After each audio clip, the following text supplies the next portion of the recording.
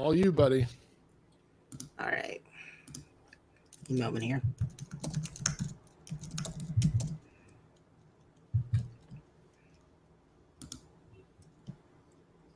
All right. What's going on, guys? Welcome to the shop. Welcome to the show. Welcome to the Dynasty Diagnostic podcast. My name is Eitan Mosier. You can catch me on Twitter at Eitan Alive. I am joined by Sam Stompy Lane. You can find him at FF Stompy. And today we are beyond pleased to welcome a friend of the show. You know him as the mind behind Yards Created. He's been the managing editor at NFL.com, and you've seen him alongside one of our previous guests, Marcus Gretz, on NFL Fantasy Live. Please join me in welcoming a true superstar in the space, Mr. Graham Barfield.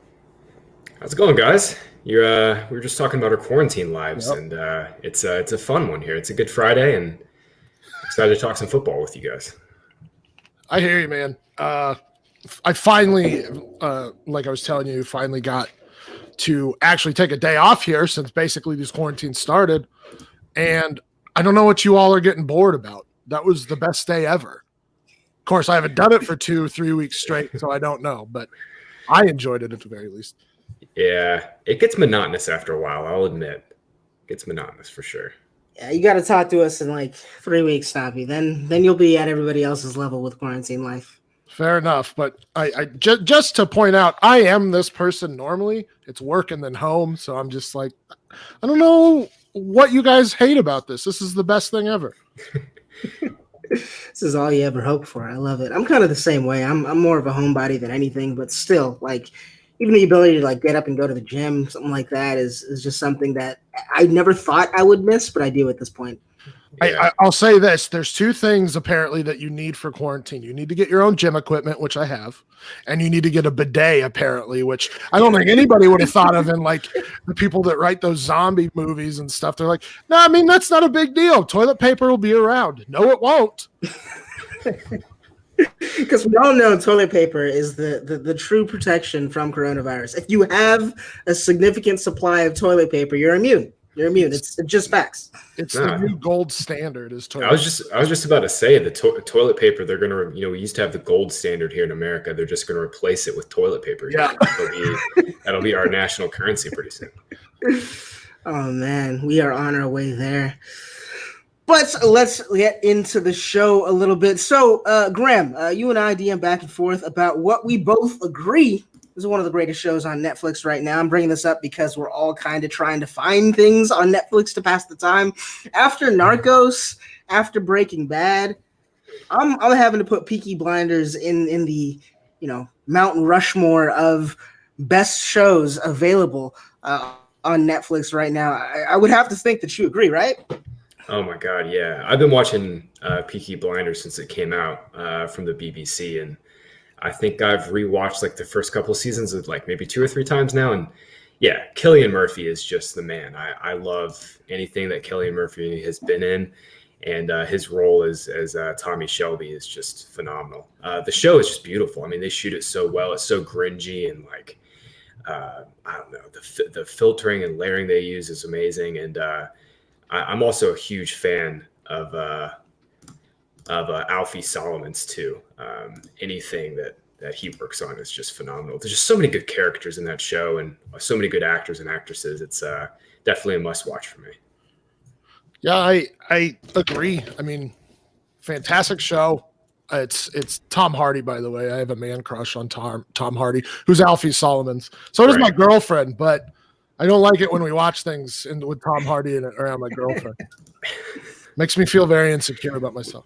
We could watch. I mean, it's quarantine life. I mean, Mad Max is kind of like a dystopian movie. We could just pop that on and watch some more Tom Hardy. Listen. I put up with it because I also have a man crush on Tom Hardy. So it's hard not to. Yeah, right. Plus, it probably gets you in the mood. So you're good to go. That's just the positive all around. But one of the reasons that I like the show, and you definitely pointed this out in your assessment, Graham, is the setting. It's really, really true to form. The way they make it, it actually caused me to do some research and look into if any of this was actually real. And it turns out it's actually more real than not. Billy Kimbrell, which is one of the main villains in, I think, the first or second season. It was a real life gangster in Birmingham during the 1920s that I looked into, and I couldn't get over it at that point. I'm not a history buff, I would say. I mean, there's a lot of people out there that know more than me, but if I can find something that catches my eye, I'm the type of person to just full on dive in and get as lost as I can in learning all the history with that. So that's one of the reasons why I loved it. But yeah, I will say too, I did the same thing. Like when the show came out, I started looking into like, oh my God, they're actual things, Peaky Blinders. And they were a real gang, real thing. And I saw the same thing about Billy Kimber. It's kind of crazy. I mean, could you imagine getting sliced in the face by one of their hats? Dude, I mean, that'd be the terriblest way to go. That'd be the worst. That would hurt so bad. All right. So, I mean, we could get to talking about fantasy football. Let's hold off on that a little bit. I still want to talk about shows. So, I mean, this is honestly just a personal thing that I'm doing right now. But we talked about Narcos, talked about Peaky Blinders. What else on Netflix right now does everyone need to see? Like, if you had to pick one show and you had to watch this one show for the rest of your life, what would that be? Oh my gosh. Right now, I don't know if it's the show I'd watch for the rest of my life, but I've been watching Schitt's Creek on Netflix, and it's hilarious. It's a great show. Queen. I could watch that literally. Like, you know how the Office people do, like, oh, we got to the end, oh, we'll start it again. That is Schitt's Creek and Letterkenny for me. I love those two shows.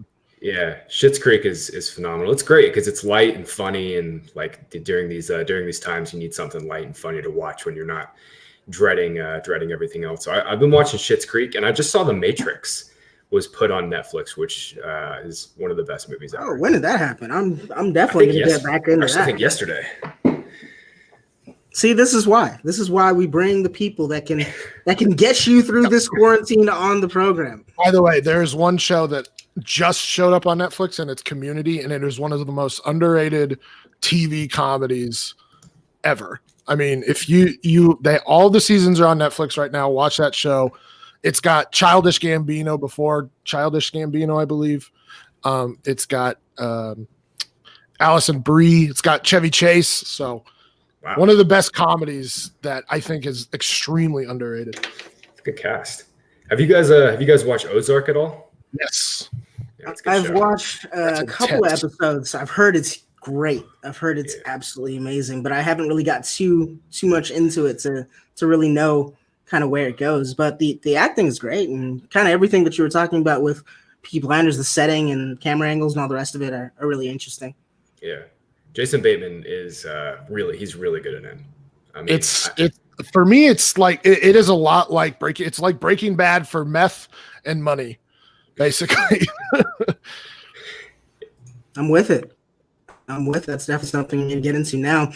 But let's talk about setting as a whole. All these shows kind of their thing in common that makes them interesting is the settings that they provide and the real life worlds that they kind of create. Relating this to what we should be talking about on this show, fantasy football, I feel like the setting, the context is often overlooked when looking at players, when discussing prospects coming to the league, so on and so forth. You are the yards created master.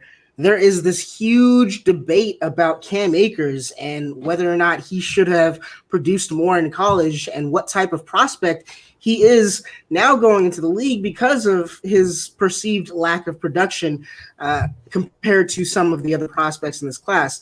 The setting that he was in was not a good one. Obviously, his offensive line was one of the worst in football, and a lot of people seem to discount that. So I wanted to ask you, I don't know if you've got to him with yards created yet, but if you have, what little nuggets have you uncovered that maybe might give people some confidence in looking at him in a different light? Sure. Yeah. I mean, you mentioned it. Cam Akers' offensive line was pretty brutal last year. And I've been doing yards created now for 5 years. And just going back through all the data, Akers, in terms of yards blocked per rush attempt, had the worst blocking advantage I've charted over the last 5 years. And I've charted a lot of bad lines, but I mean, Florida State's offensive line, not only in the running game, but in the passing game too. I mean, they were just steady blowing assignments and were one of the most undisciplined teams I've ever seen in college football. And it didn't really matter. I mean, Cam Akers was a stone cold baller. He actually leads this class in missed tackles forced per attempt. Him, Clyde Edwards-Helaire, and Zach Moss are the top three in terms of missed tackles forced per attempt. And look, I mean, there were some plays where Akers was missing things. I think his feet tend to get a little too quick, and he sometimes will overextend. But I think a little bit of it was he's just trying to put the team on his back, and he knew that he had to do that with that offensive line. I'm really excited for Cam Akers in the NFL. I think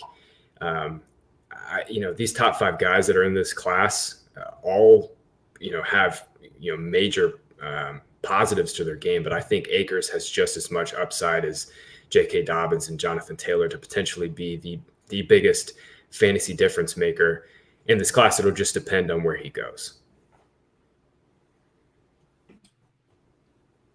Nothing? No? Okay. No, what am I gonna hold on? What am I gonna add to after what Graham Barfield just said? I mean, something. Yeah, I like sure. the guy too. Anything? That, Graham. I actually do have a question on that.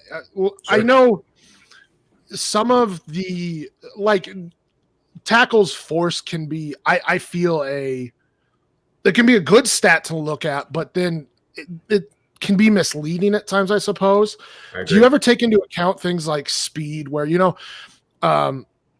Montgomery was forced missed tackles king coming out last season, but to me, a lot of that had to do with his speed more than anything, and I think it showed this season where he's just not as explosive as you would want for a back to be in the NFL. He's a grinder and he's decent in the passing game, but he's just not a guy that has the speed I feel that's going to be maybe not an elite, but a great back in the NFL. And is there a way to adjust for that or look at different things other than missed tackles to better evaluate? Sure. So I actually when I'm charting missed tackles, I split it out three different ways. I chart by power. So it's breaking, arm tackles, breaking wraps, elusiveness, that's jukes and spins, and then speed.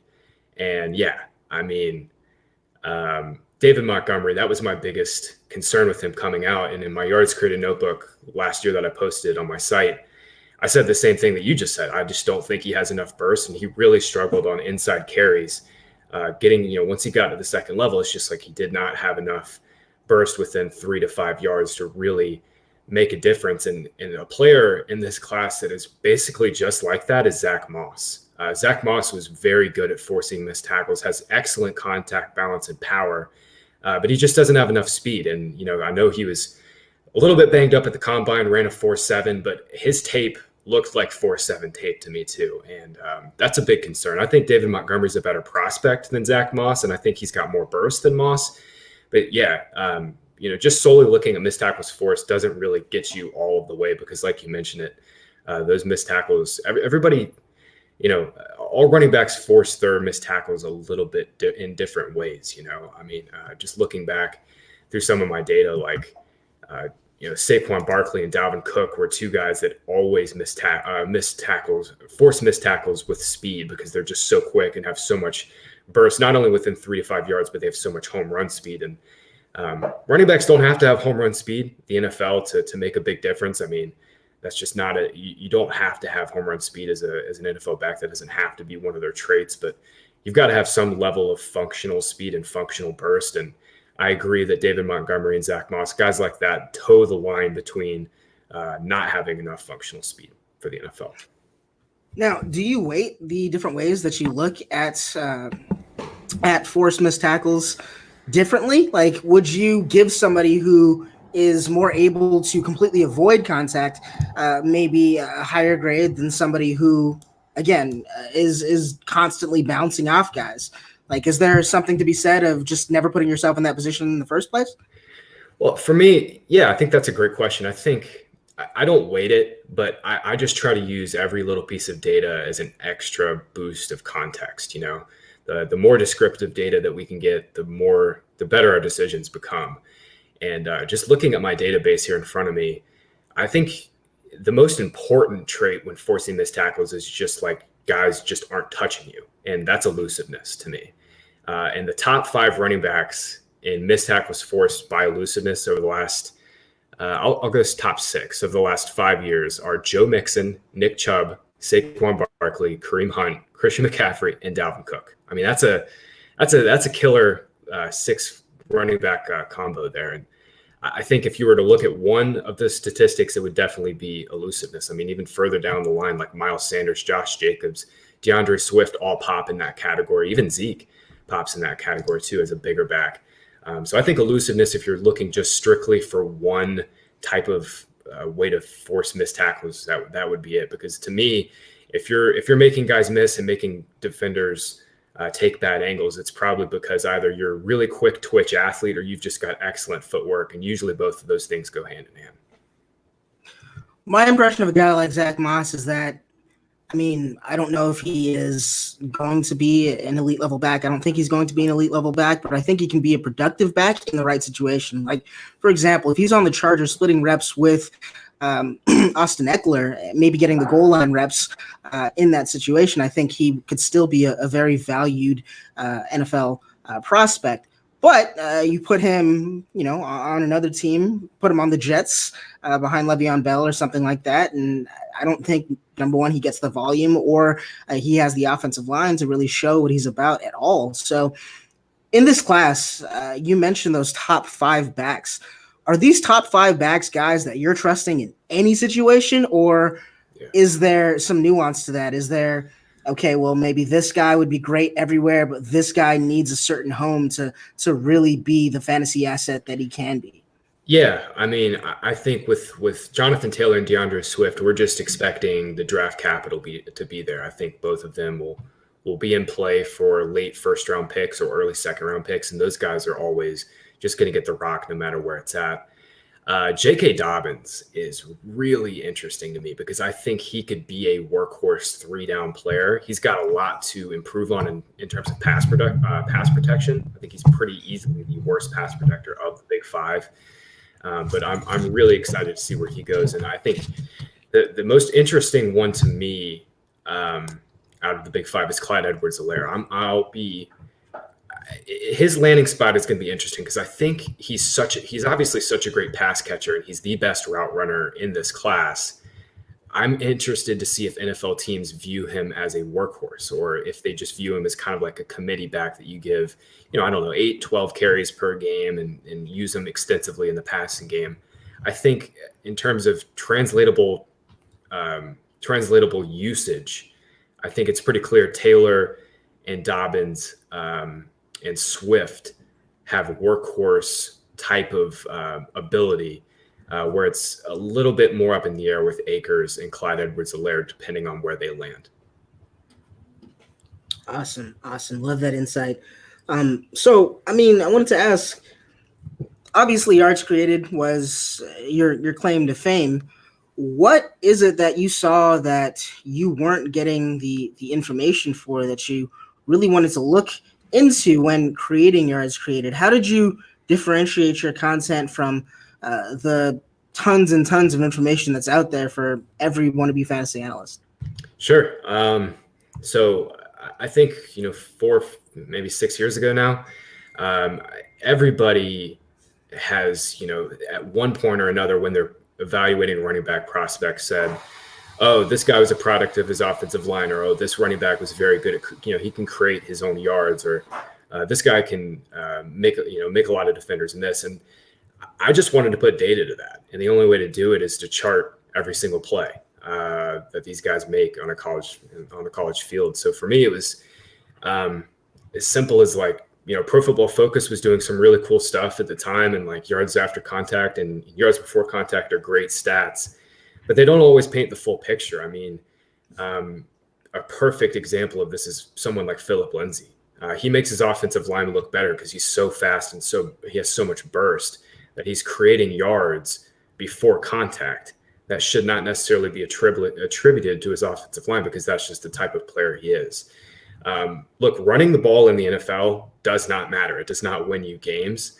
But, I still think that, using the run to set up the pass and using the run to set up play action is incredibly important. And all of these running backs have different traits and different levels of skill, and just trying to find ways to evaluate them a little bit better and have better data was really the only, kind of surrounding points for starting that thing. So obviously, yards created is a great objective measure to look at running backs, because you do chart every play.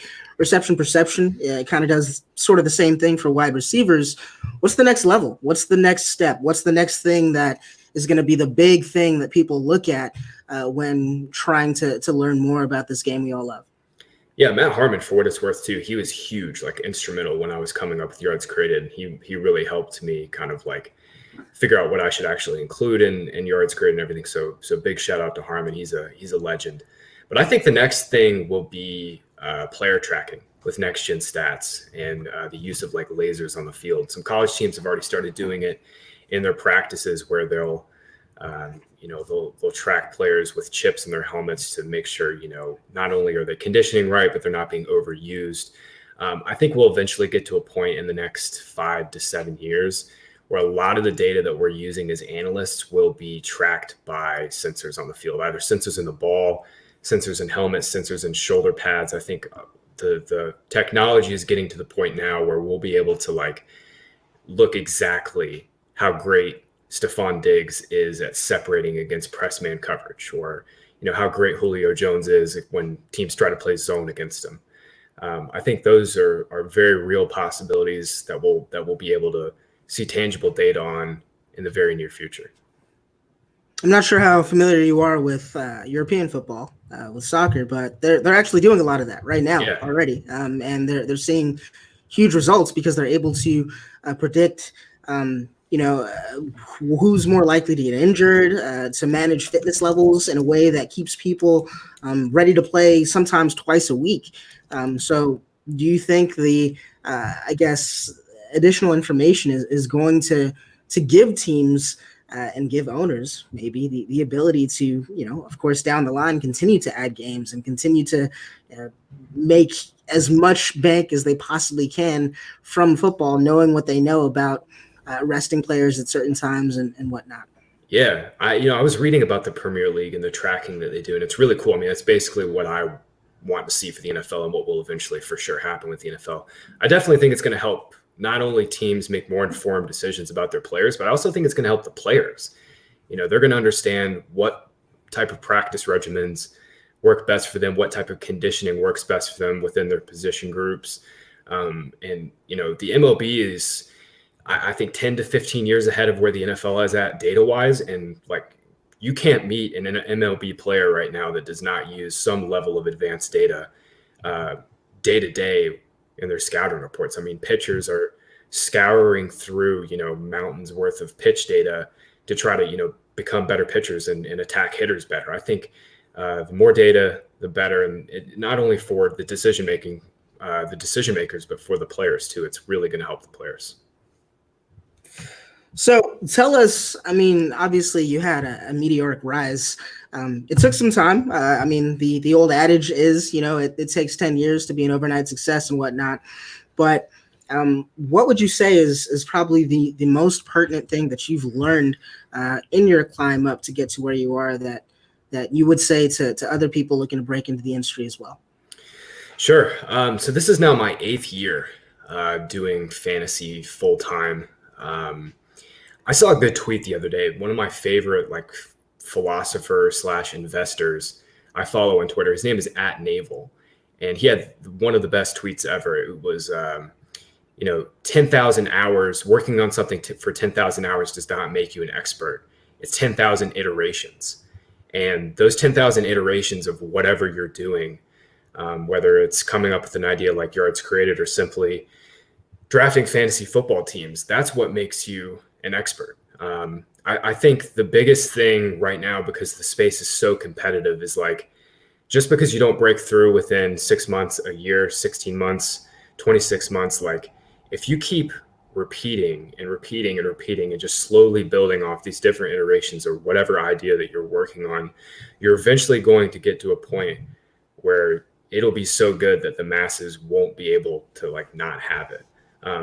I think really like the key to me, and this is something Matthew Berry has said for a long time, is like, if you do the right work and you do great work and you work your ass off, the right people will find you.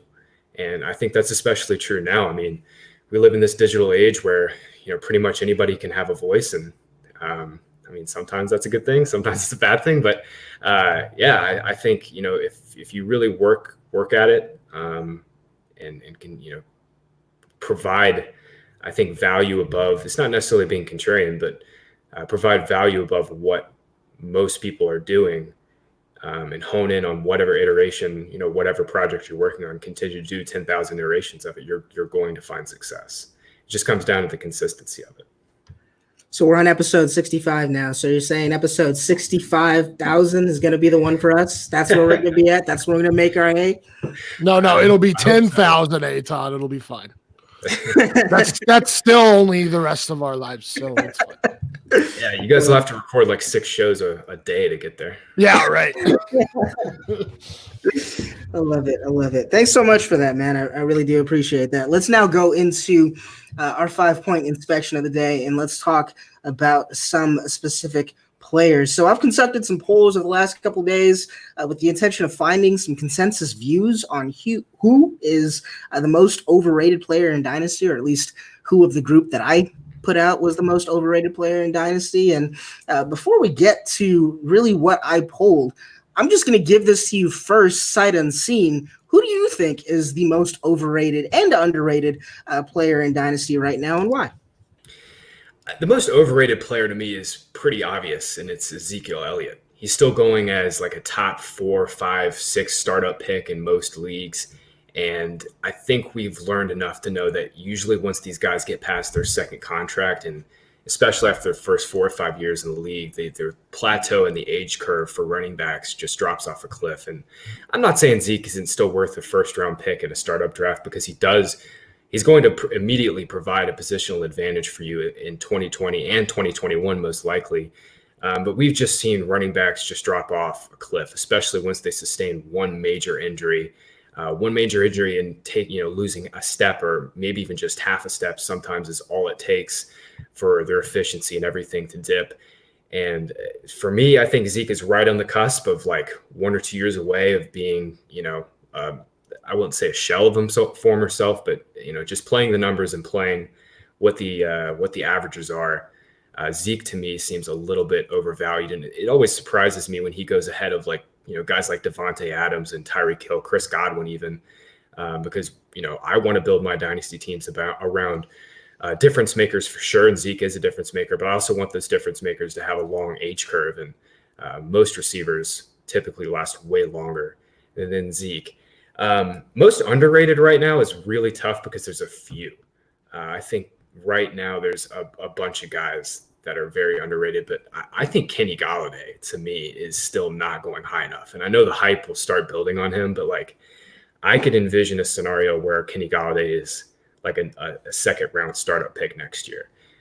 He was the receiver 5 when Matt Stafford was healthy last year. And by the way, Matt Stafford was playing lights out before he got hurt last year. Kenny Golladay was going to finish the year as like an easy top 8 fantasy receiver. And then something called David Blau took over, and that was it. Him and Jeff Driscoll kind of ended Galladay's season. But I still think Kenny Golladay is very underrated and mispriced in Dynasty. And I think just looking at ADP, he still goes, I think maybe 8 to 10 picks too late of where I would have him. I think overrated's kind of tough for me. There's a few up top where I'm like, I mean, do I think Derrick Henry is going to repeat what he did last year? And he's going pretty early in the second. I don't think so. So, I mean, that's going to be tough for me. He did it one season and hasn't, and didn't do it before that. So that one's a little rough. I think Todd Gurley, even going as late as he is huge risk right now because, and I talked about this in a previous podcast, but he's going to Atlanta, which had a worse offensive line than Los Angeles last year.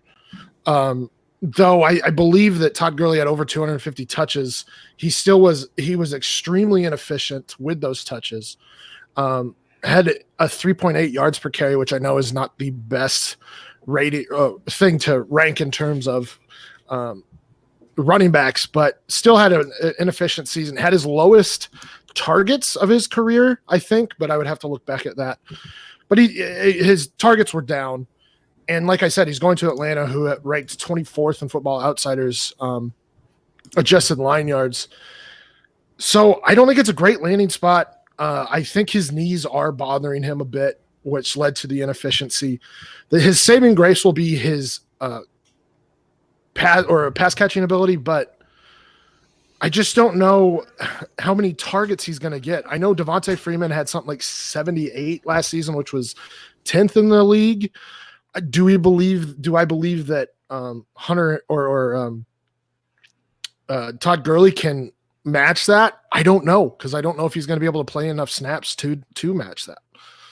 And then just to kind of piggyback off of that, I guess you guys can both discuss this as I continue to do some last minute research here.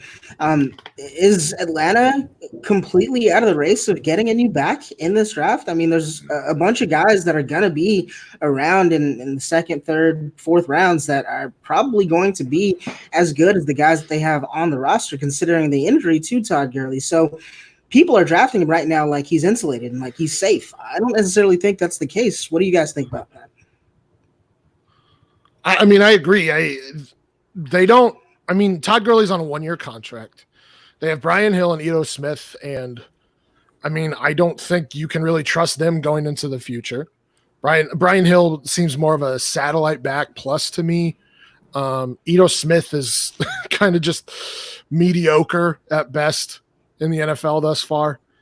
So yeah, I mean, if they're going to get a back in this class, there's some decent backs that could go later. Benjamin is a guy that could go later, and I think he has a 3-down skill set. I could let Graham talk about that, but there are some talented backs. Keyshawn Vaughn. Even LaMichael Pirine, I think is a pretty underrated back in this class. So if that's the case, I wouldn't expect Todd Gurley to get to 250 touches.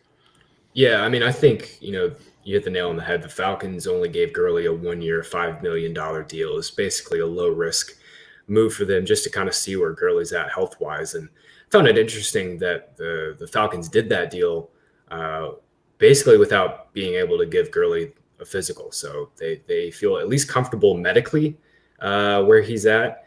But yeah, I don't think the Falcons have had no running back depth now for a couple of years behind Devonta Freeman. And I think they know that they need to get, a little more talent behind Gurley. And it definitely will not stop them from taking a running back. I kind of wanted them to take a running back in the second round, maybe, Cam Akers or Clyde Edwards-Helaire. And I don't think they're going to do that anymore with Gurley there, but they're definitely going to get some competition for him. They would be pretty foolish to go into this year with just Gurley and then the guys behind him that they've had. And then just to add my underrated player, I think it's Robert Woods. He's going as the wide receiver 31 right now in DLF ADP. That was for March. I'm sure that will jump with the Brandon Cooks trade. But even if that was the case, he was the wide receiver 11 in 2018, wide receiver 14 last year, and he only had 3 touchdowns last year, and he was still wide receiver 14. So that tells you, or at least it tells me, that he's a relatively safe play, that he will put up numbers even if he doesn't need touchdowns. So he's not touchdown dependent. And I don't know what else the guy needs to do to get respect here. When I look at the guys going ahead of him right now, I would much rather have Woods than Lockett, Woods than a lot of these young wide receivers, Jalen Reagor, Jerry Jeudy. I'd take him above Christian Kirk, Terry McLaurin, probably Boyd and Gallup at this point, Debo Sam. There's a lot of guys ahead of him that I feel he should belong farther up in drafts, and I think he's due for another top 18 season, and I don't know what else you can ask from that. I'm with you on that. Actually, I think Woods is more undervalued than Kenny Galladay. My guy is. So good call on that. I mean, what more do you want from Robert Woods? I mean, he's caught 85 balls and gone over 1,100 yards in back-to-back years, and now Brandon Cooks is gone. And I think Woods will probably take some of those deep targets that Cooks was getting, because as we've seen, like Cooper Kupp is a much better slot receiver than he is a boundier guy, and I think Woods could potentially fill some of the void when Goff does throw deep. It's just I don't know how often the Rams are going to throw deep now. They don't have anybody to stretch the field, and obviously they could add somebody in the draft. They now have 2 second-round picks. They're kind of in a sweet spot for maybe a KJ Hamler type guy. But yeah, I love the Woods call. I think he's really, really undervalued, and I agree that I would take him over pretty much everybody that you mentioned there, maybe except for Judy and McLaurin, because I love some Scary Terry. So we talked to Matthew Berry yesterday, and he said, "Stop it with that nickname. It's what is it? McLaurin F1, right? No, it was Terry McLaurin or Scorin McLaurin. There you go. Oh, okay. I haven't heard that one. Or McScorin. That's what he went with. I fully agree with pretty much everything that you guys have said. I mean, Kenny Galladay was probably going to be my guy if I asked this question to myself, just because of what Matthew Stafford was able to do, of the Lions' intentions of trading down. That tells me that they're still probably investing in Matthew Stafford for another year or two. He certainly has a contract, I believe, for 2 more years. So I think that that's just going to be a great place for him to grow. Marvin Jones, I'm not sure if he's going to make it after this next season, but I think they already have that solid number 2 on the roster, and TJ Hawkinson, if he's given a little bit of time to develop. So I think that that's just a great situation for Kenny Galladay. Obviously, people would argue with us about vacated targets and all the rest of it, and talking about whether or not Robert Woods is going to be more of an undervalued asset than he's even been in the past. But I would say that everything that's happened so far with Robert Woods has been positive. I mean, not only are there more targets available, and you can argue whether or not those targets are earned by that wide receiver. I think Robert Woods has earned himself more targets by himself, if that's how you want to look at that. But looking at it from a contractual standpoint, the Rams are taking on so much dead cap this year. They're taking on an historical amount of dead cap this year, I think, for the specific reason of being able to go ahead and keep the few key pieces they still have left on their offense after next season. I mean, I think they're close to $30 million in dead cap this year, if not more than that. And they're going to have to re-sign Robert Woods next season. They're going to have to re-sign Cooper Kupp next season. Jared Goff isn't going anywhere anytime soon. So I think that they're positioning themselves to be a little bit more fluid and be a little bit more flexible down the line with the guys that they already have on their roster. I also, if they come out how we expect them to come out in 12 personnel as often as we think that they will, I think that even Gerald Everett isn't necessarily gone after this season if it turns out that he works out with Tyler Higbee on the other side of him. So I think the Rams are doing everything they can to get far enough below the cap to make sure they still have a core going into the 2021-2022 season. And that just means good things for Robert Woods long term. One of the issues that I had with Robert Woods, I loved him. I just didn't know if the Rams were going to have the ability to keep him on the team, and I didn't know what a team change would do to him at this point in his career. But I think that's looking less and less likely now, and that's just a boon for his value moving forward. So let's now look at what the guys that I actually polled about and what the responses I got led me to. So the guys I think on the poll for most overvalued or for most undervalued players were I think it was Melvin Gordon, Damian Williams, Tyler Higbee, and I believe, you know what, I'm not even sure who that fourth was, but it doesn't matter because the guy that won the poll was Melvin Gordon. How undervalued is Melvin Gordon at this point? Do you think he's undervalued? And is there a chance that we just see less and less and less of Philip Lindsay as the year goes on? I think the Broncos have told us that they don't want Philip Lindsay in a lead role. They tried to give Lindsay the lead role last year, and Lindsay's efficiency dipped severely. Now, you can debate whether their offensive line got better or worse, and I'll have that debate with you. But Philip Lindsay really struggled last year. He was in some prime spots, some really great matchups late in the year last year, and really struggled. And I think it's pretty clear that the Broncos have been looking for a bigger lead back, and they found it in Melvin Gordon, and good for them too. I mean, they've got Melvin Gordon on a. I mean, relative to what Gordon wanted, it's a value in terms of his contract, and I think Gordon is certainly undervalued. It's just, to me, what type of role does Lindsay have? Because if it's like a 60-40 time split, then I don't see Melvin Gordon producing RB1 numbers like we saw with him with the Chargers, not this past year, but the years prior, even with Austin Eckler. But if he takes over and is their workhorse back and commands like a 70-30 split, then Gordon, he's going off the board like super, super late in terms of DLF ADP. He's going to be a screaming value and most likely give you at least one or two top 12, top 15 running back seasons over the next 2 years. Even if it is a 60-40 split, is there some, hope that might still not necessarily matter as much for Gordon, just because he's going to be getting the high value touches in that offense, the touches in the 20, the touches at the goal line, so on and so forth. And we've seen that, at least on a volume basis, he's not a bad pass catcher as well. So do the value touches kind of, at least offset some of the fear that you might have with a closer split? That's a good point. Actually, I think the more valuable touches for Gordon in this offense will be the targets. Philip Lindsay is not a good pass catcher. I mean, people want to make, and I want Philip Lindsay to be a good pass catcher because I've got him on a pretty important team. But he's always struggled in the passing game. His explosiveness numbers have always been pretty poor. His efficiency was really poor this past year, and he got quite a bit of burn in the passing game, and he just doesn't. I mean, it's weird because he's such a small, little, shifty, quick player. We always equate those guys to being good pass catchers, but Lindsay, for whatever reason, just has not shown that. So to me, if Gordon is going to command the lion's share of their running back targets from Drew Lock this year and get those dump off passes, even if Lindsay and Gordon are kind of splitting goal line carries, I think Gordon will be the far more valuable back in fantasy.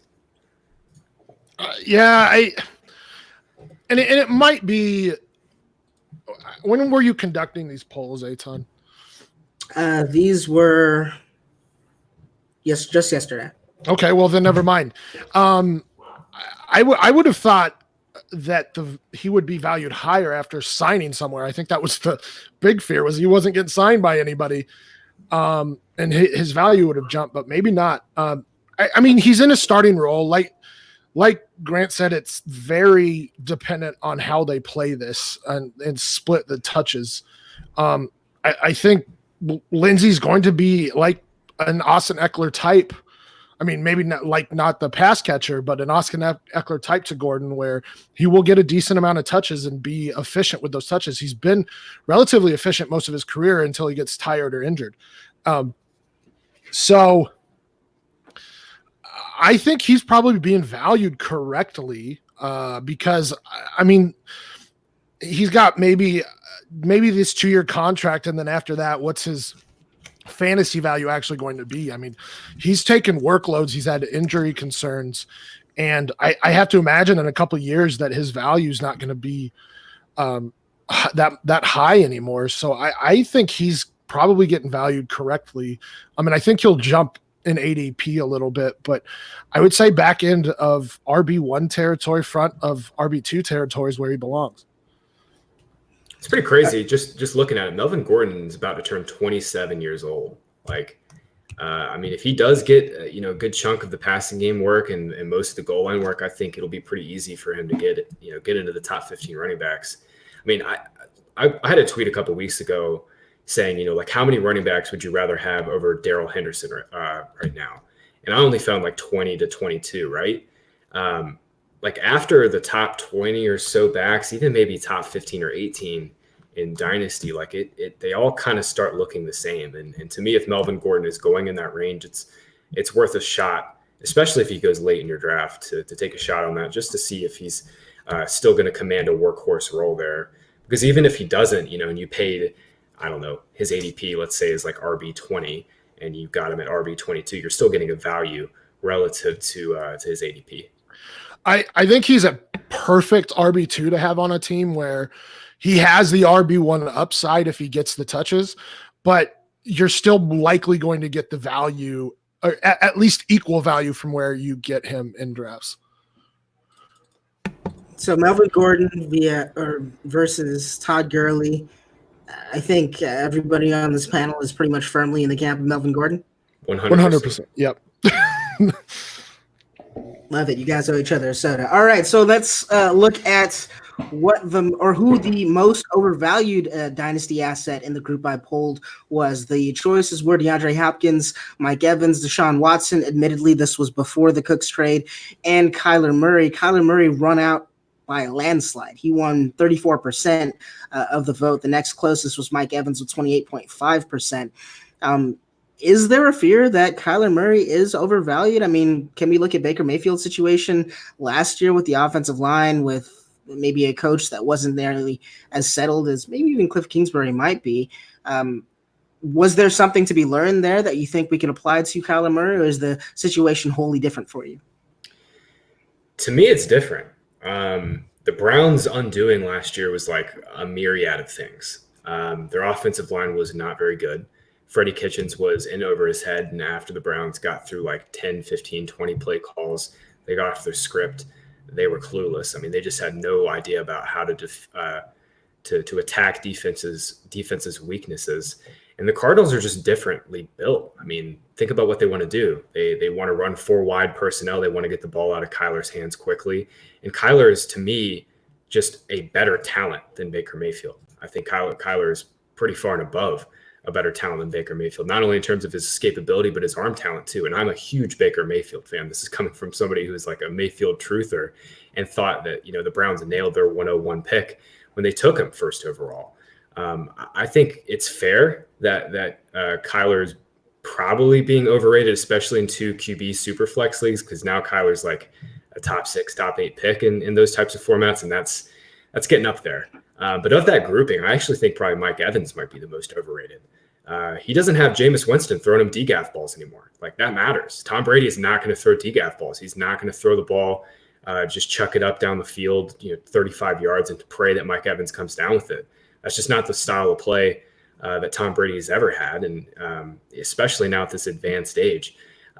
Is Mike Evans going to get 150 targets in this offense if the Bucs are significantly better, if their defense is improved? I don't think so.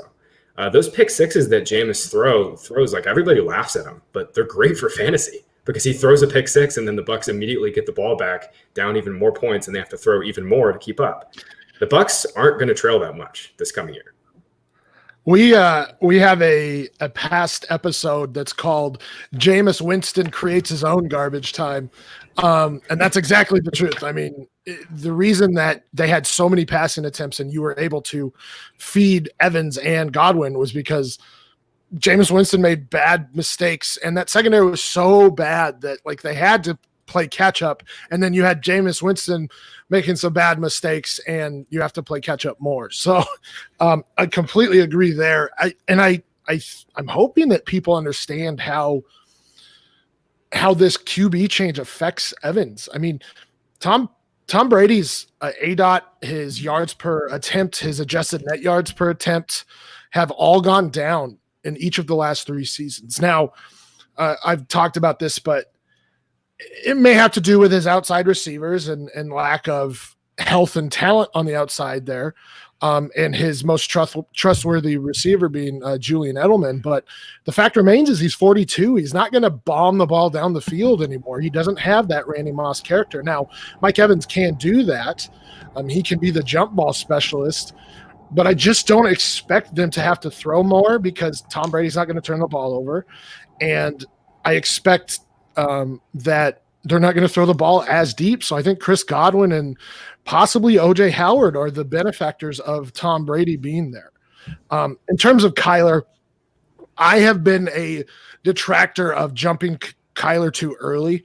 I'm not at all saying he's bad. He was the QB7 last year in fantasy as a rookie. But we rarely, I don't think we see the QB jump like Lamar Jackson last year, like Patrick Mahomes the year before, normally. And I think that those two specifically and guys like Wentz have kind of ruined things for us, where we've seen it a lot over the past few seasons, but I don't think you see that gigantic jump. And he was already the QB7. How much more can you expect? I don't know. But a lot of people are putting him in a top 3 category, maybe even top 2, and saying that he can be Lamar Jackson, the record-setting Lamar Jackson. And I just don't. I'm more of a pump the brakes guy and let him actually do it. And I get picking him a little bit earlier than consensus, though consensus right now is like 4 or 5. I just and a lot of times 3. I just think that you need to pump the brakes and let the kid prove that he can be that person. I have my questions about like his size and his ability to rush more than he has, but he very easily could be a top 5 quarterback next year. And I was wrong, but I'm just saying pump the brakes a little bit. So let's take this as far as it goes. Tom Grady was recently on Howard Stern's show, and he mentioned that if he didn't have the full trust of a receiver, that receiver wasn't getting the ball. N'Keal Harry obviously struggled very mightily in his first year on the Patriots team. Is this a better situation for N'Keal Harry being kind of the top target on a team without Tom Brady this year? Isn't that the sharpest contrarian play right now, just to go buy N'Keal Harry? He's as cheap as he'll ever be. I just have no confidence that like Jared Stidham or Brian Hoyer, I mean, unless they get Cam Newton, which there has been a little bit of fuel to that fire in recent days. If they roll into 2020 with trying to, some sort of quarterback triumphant of Stidham and Hoyer, they'd be better off just playing Mohamed Sanu at quarterback. I won't want very much of the Patriots in 2020 if they decide to go with that route. And knowing Bill Belichick, I mean, he's always a wild card. They could do it. Why not just put – because Edelman was a quarterback too. Why not put Edelman and Sanu in some wildcat formations and just go that route? That would be fun. Yeah, it would be fun if both of those guys were like 25 still, but they're now like 34 and old. Yeah, you just know getting lit up by a defensive end is not going to go well for somebody back there.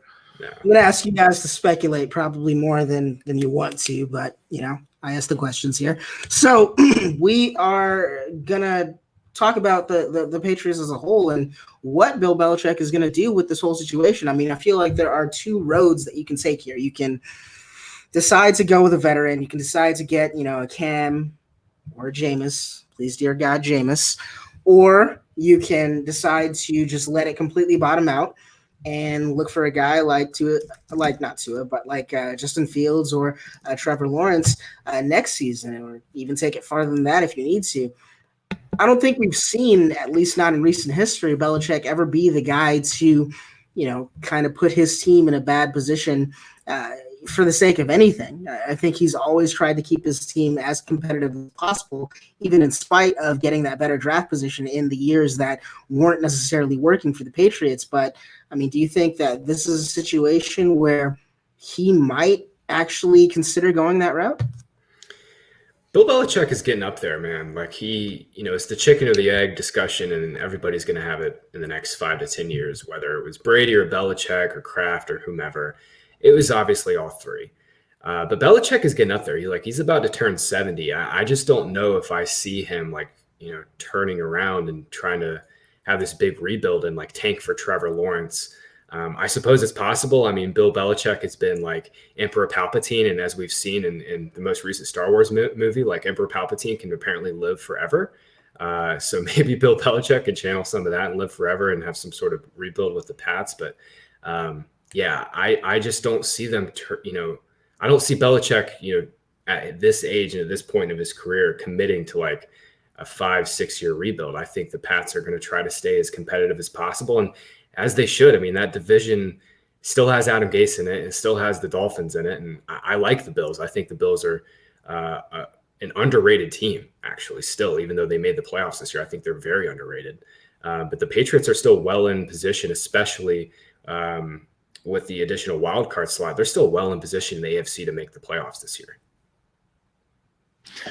Yeah, I mean, their best option with that defense is to get somebody like Cam Newton. I think The interesting thought in this thought experiment is Jameis Winston and Bill Belichick. I just don't know how well that would end up going because he's been dealing. He's a no nonsense, don't make mistakes guy. I mean, we saw what happened to who was the running back? Cyrus Gray, not Cyrus Gray. Jonas Gray. Jonas Gray, that's right. Jonas Gray. What happened? He had that 4 touchdown game. He fumbled, and you never heard from him again. We saw the issues with Stefan. Versus Butler. Ridley, Stephen Ridley. Yeah. I mean, he had his fumbling issues too, and when you get in a doghouse with Bill Belichick, it's hard to get out of. And I mean, do you really expect him to be able to deal with Jameis Winston and his errors? Because let's be realistic, the LASIK might be one thing, but he made some very bad processing errors, very bad decisions, and you don't change that with LASIK. So, but Sam, he can dodge medicine balls. We've seen it. We know so that's the two things. He can dodge medicine balls. So we know the LASIK's working at least 4 feet out from his face, but he can also throw to his buddy 10 feet, 15 feet away. And maybe, so that means his LASIK works 15 feet. So who knows? I've been watching Jameis for a while. Like my whole family on my dad's side went to Florida State. So I've been a Florida State college football fan for a while. This is the same Jameis he's always been. He's always been a competitor. He's always going to throw DGAF balls. And it's just like, you have to live with it. You've got to build an offense around some of that.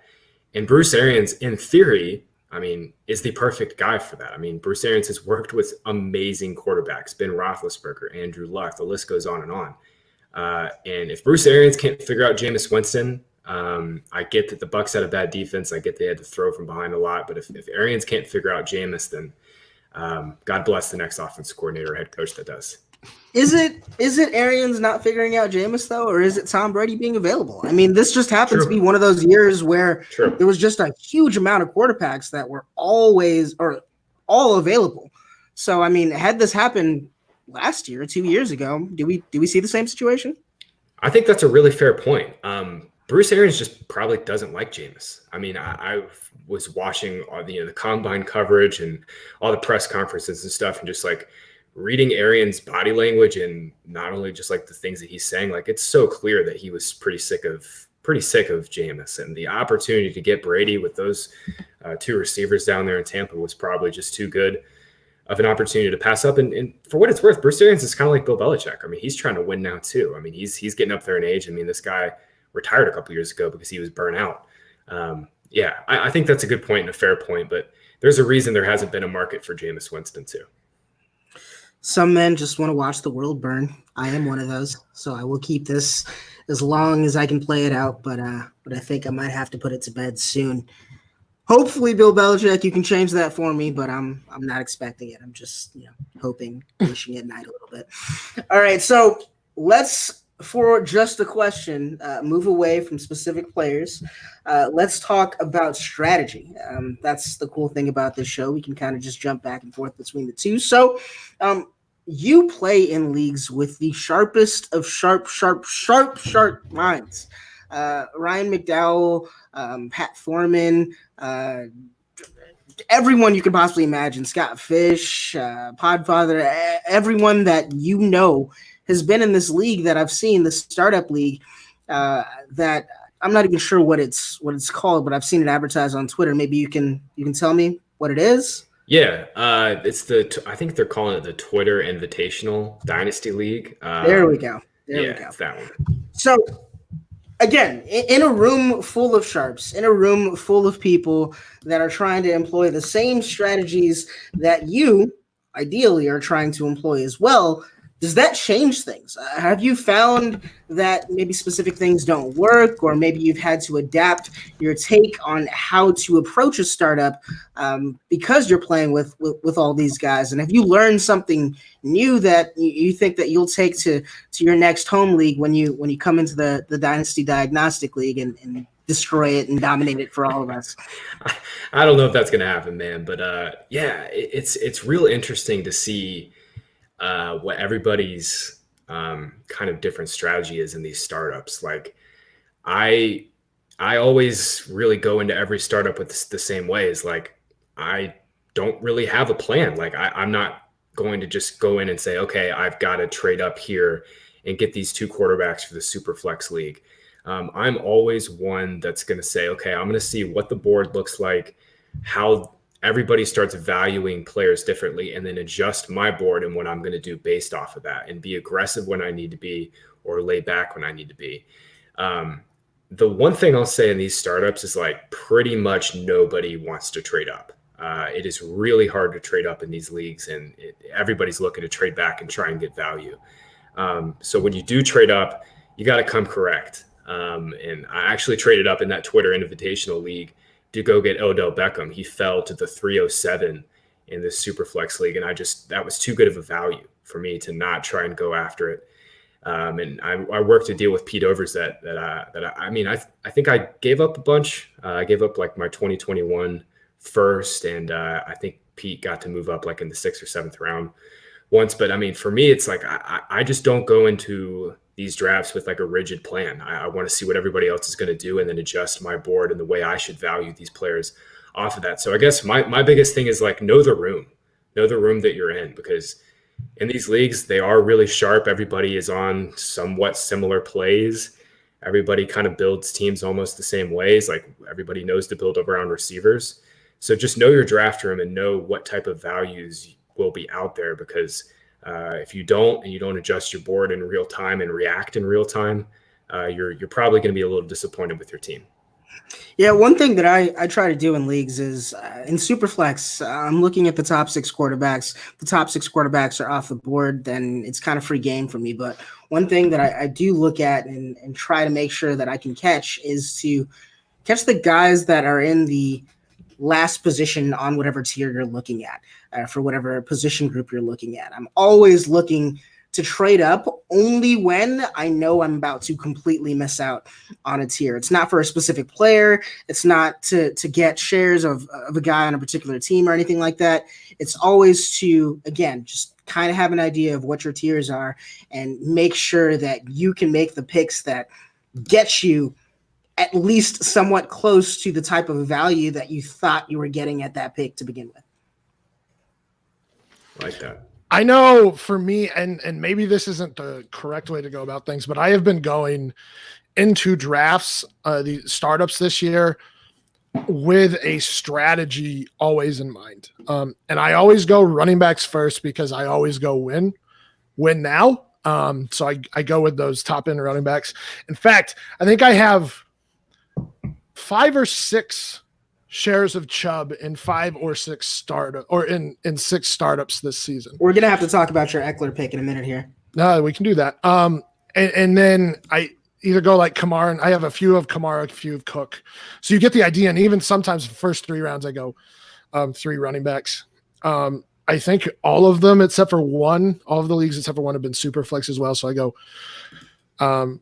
QB in either the 3rd or the 4th round is my first QB, because I think there's a lot of value at QB right now. And I agree. You do need to adjust when value starts to change. It's like, well, I don't really want him, but like Josh Allen dropping into the 3rd for a QB for me is like, God, I mean, he's a guy who's going to be a top 12 QB because of his rushing. Top 5 QB. As long as I don't know about Josh Allen top 5. Top 8. But probably top 5. Point is, when you can get him as like the 10th, 11th, 12th QB off the board, kind of got to take a shot there, because as much as I don't like Josh Allen as a QB, I recognize that he is a valuable commodity in fantasy football, and he is going to be top 10 at the very least, likely top 8 because of his rushing ability. So yes, I have a strategy going in, but I'm always willing to adjust dependent on what drops to me in my picks. So Stompy, you drafted Austin Eckler at the 2-7. In one of the leagues. This actually is a league that has the Dynasty Diagnostic name on it. Everyone that's listening to the show, I want you to know that I do not approve. I'm not part of this. This was Stompy's decision at 100%. But What is the value of an Austin Eckler at the 2.7? I find myself wary of running backs as a whole early in startups because I want to maintain my flexibility as long as possible and be able to chop and change my team down the line when I identify what the issues are. So that's neither here nor there, though. What I think with Austin Eckler specifically is I find myself unwilling to heavily invest in running backs that I think are going to be typecasted into specific roles. I mentioned Zach Moss potentially being on the Chargers. I don't see how the Chargers don't have another running back of some sort splitting with Austin Eckler. And for that reason, I think maybe a 2.7 is a little bit too high, but I do understand his upside. I do fully appreciate what he can do as a Swiss Army knife. I just think a guy like CMC is so valuable because he's CMC, but also because he gets 98% of the touches. I don't know if we're going to see the same thing in not San Diego, obviously, in Los Angeles with the Chargers. What's your take on that, Graham? Yeah, I love Austin Eckler, and I was like pushing, in like January and February for people in Dynasty leagues to go trade for him before they obviously were going to let Melvin Gordon walk. 2.7 is aggressive, a little too aggressive for me, but I think they might actually have their second back in Justin Jackson. Justin Jackson is really good, man. Like he's popped every single time he's been on the field. He's been good in the passing game too. I think they might roll into this year just with Eckler and Jackson. If that's the case, Eckler is going to be bananas for fantasy. But you mentioned something off the top that, like, in terms of roster construction and the way you build your teams, I think you nailed it. I don't draft running backs early for that reason too. I'm always trying to draft receivers because receivers, their age curves are much longer. We all typically play in leagues with a lot of flex spots, and in general, I want to fill those flex spots with receivers because they have the most weekly upside. And I think most importantly, though, is when you build around receivers, it does give you that flexibility to kind of go and trade either for a position of need. If you need a RB2, you can always try and find a trade partner with a receiver. It's just much easier in these leagues because there's so many good receivers. It's so much easier to trade a receiver as opposed to, trade for a running back because there's so few difference-making running backs. There's, 20, 30, 40 sometimes even, especially now with these great rookies in the league. There's just a lot of receivers that you can play every single week. That's just not the case with running back.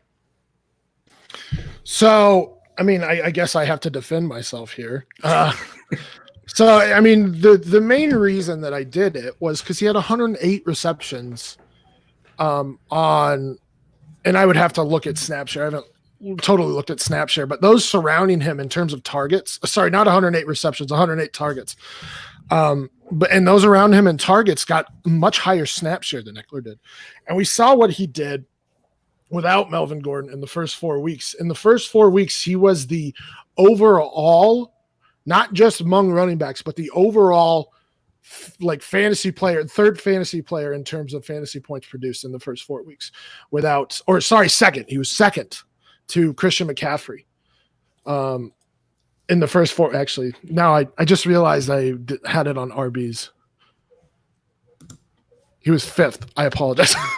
He was fifth before Melvin Gordon came back overall and second running back. And then even in weeks 5 through 17, he was the RB 7 in terms of fantasy points from week 5 to the end of the season. So he produced even with Melvin Gordon. We've seen him produce in the past with Melvin Gordon. We saw what the Chargers expected of Eckler without Melvin Gordon. And while I don't know if we can expect that type of workload, I still expect somewhere between what we saw in those first 4 weeks and what we saw in the weeks 5 through 17. And I agree, Justin Jackson was one of my favorite underrated running backs coming out 2 seasons ago. He's a great runner. He can pass catch. So he's actually a great, I guess, timeshare running back for Austin Eckler. And so I think that Eckler is going to get a significantly more touches this season. And really with his skill set, he can be a top 5 running back going in the middle of the second. So I fully appreciate kind of where you're coming from with that. I do think that the opportunity is available. I just don't know Well, number one, I'm not sure if the Chargers are going to go into the season with Tyrod Taylor as their starting quarterback. I think if they do, they're wasting the last few good years of Keenan Allen. They're wasting whatever connection they have with their TEs. Obviously, Mike Williams is getting close to the end of his rookie contract, so they're going to have to make a decision on him. I don't know if that's a great way to really get a good evaluation on a guy like that. So I just think that the team is too competitive to go into the season with him. But just for shits and giggles, if we're saying he is going to be the starter going into the 2020 season, then I can't get on board with Tyrod Taylor passing to running backs. The last time we saw Tyrod Taylor as a starting quarterback, he was in Cleveland. 58%, the short left quadrant of the field. I guess it's not a quadrant. It's a different type of thing. I can't say words now, but you understand what I'm saying. He was below average on all the short areas of the field. In fact, the only place that he was an above average passer when compared to his contemporaries was in the deep middle third of the field. He seems to me like a guy that would rather scramble than pass to his running backs, number one. And number two, I just don't know if he's going to be enough of a volume passer in the way that Phillip Rivers was to provide all those targets and actually fill that opportunity, that perceived opportunity that we really think is there in Los Angeles going into this season. So talk to me about Tyrod Taylor, talk to me about running quarterbacks and their effects on what we hope are going to be the running backs that are most vaulted by being receivers first and foremost. Yeah, I'm with you. I don't think the Chargers will go into this year with just Tyrod. I think they'll draft Justin Herbert. They could get Tua. They might love Jordan Love. I really don't know. But I'm with you. I don't think they'll just go into this year with Tyrod. And these running quarterbacks, Deshaun Watson's probably the best example of it. Deshaun Watson does not throw to his running backs at all because he's Deshaun freaking Watson. He looks to throw the ball down the field aggressively. And if that's not there, he's going to take off and run and make something happen. Tyrod's the same guy. And I think, losing Rivers is really big for Eckler. And it's why I'm hoping they do draft Justin Herbert or Tua or even, sign Cam Newton. That's certainly not within the realm, outside of the realm of possibilities for them to get Cam. And Cam was fantastic with Christian McCaffrey in the little bit that we saw with him. So I love Austin Eckler, the player. I'm so glad that he got a huge deal and got that payday. He made that shmoney. But yeah, I'm with you that losing Rivers is really big for Eckler. Not only on just the check downs, but it's just like Rivers can't move. So he just dumped the ball off to Eckler. That's not going to happen if it's Tyrod back there because Tyrod can move. All right, so I guess we already kind of talked about it. We already went over it. I'm a big proponent of the Bills being a team to watch this year. Maybe not for the same reasons that you are. This has kind of been an ongoing debate on this podcast that we hope that you can settle right now. In fact, this is why we brought you on the podcast, fam, to settle this debate. I think that Stephon Diggs has gone from a suboptimal situation in Minnesota because of the pass volume to a suboptimal situation in Buffalo because of the accuracy or lack of accuracy of Josh Allen. And pass volume. Don't you dare pass on the pass volume. No, not because of pass volume. Because if you look at the pass volume difference between the Buffalo Bills and the Minnesota Vikings, there's something significant there. There's also something significant when you talk about deep targets. Josh Allen is something like 4.5 deep targets per game. Kirk Cousins is like 3.8. It's night and day when it comes to the pass volume looking on that team. I think, for one, that because of Diggs' versatility and his ability to be a true threat in all areas of the field, unlike Cole Beasley, unlike John Brown, that he is going to, number one, get a lot more targets than 94 that he received last year, and number two, just have the ability to be a true number one alpha receiver in Buffalo. I think that it offsets. I think that everything bad that you might be seeing about Josh Allen's accuracy can be offset by the volume increase and by the opportunity increase he'll get in Buffalo. If you think about it, the whole reason he wanted to be traded in the first place was because he was on a run-first offense that did not give him the ball. I don't think he would have angled for a trade had that not been the whole reason of why he was doing it anyway. So I think being traded to Buffalo, there was a conversation with Stephon Diggs but between the coaches that said, hey, You're our guy.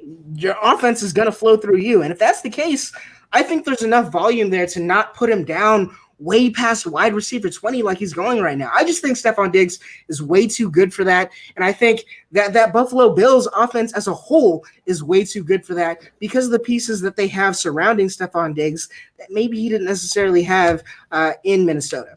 What's your take on what Stephon Diggs can be in this offense and what that Buffalo Bills offense will be as a whole for fantasy this season?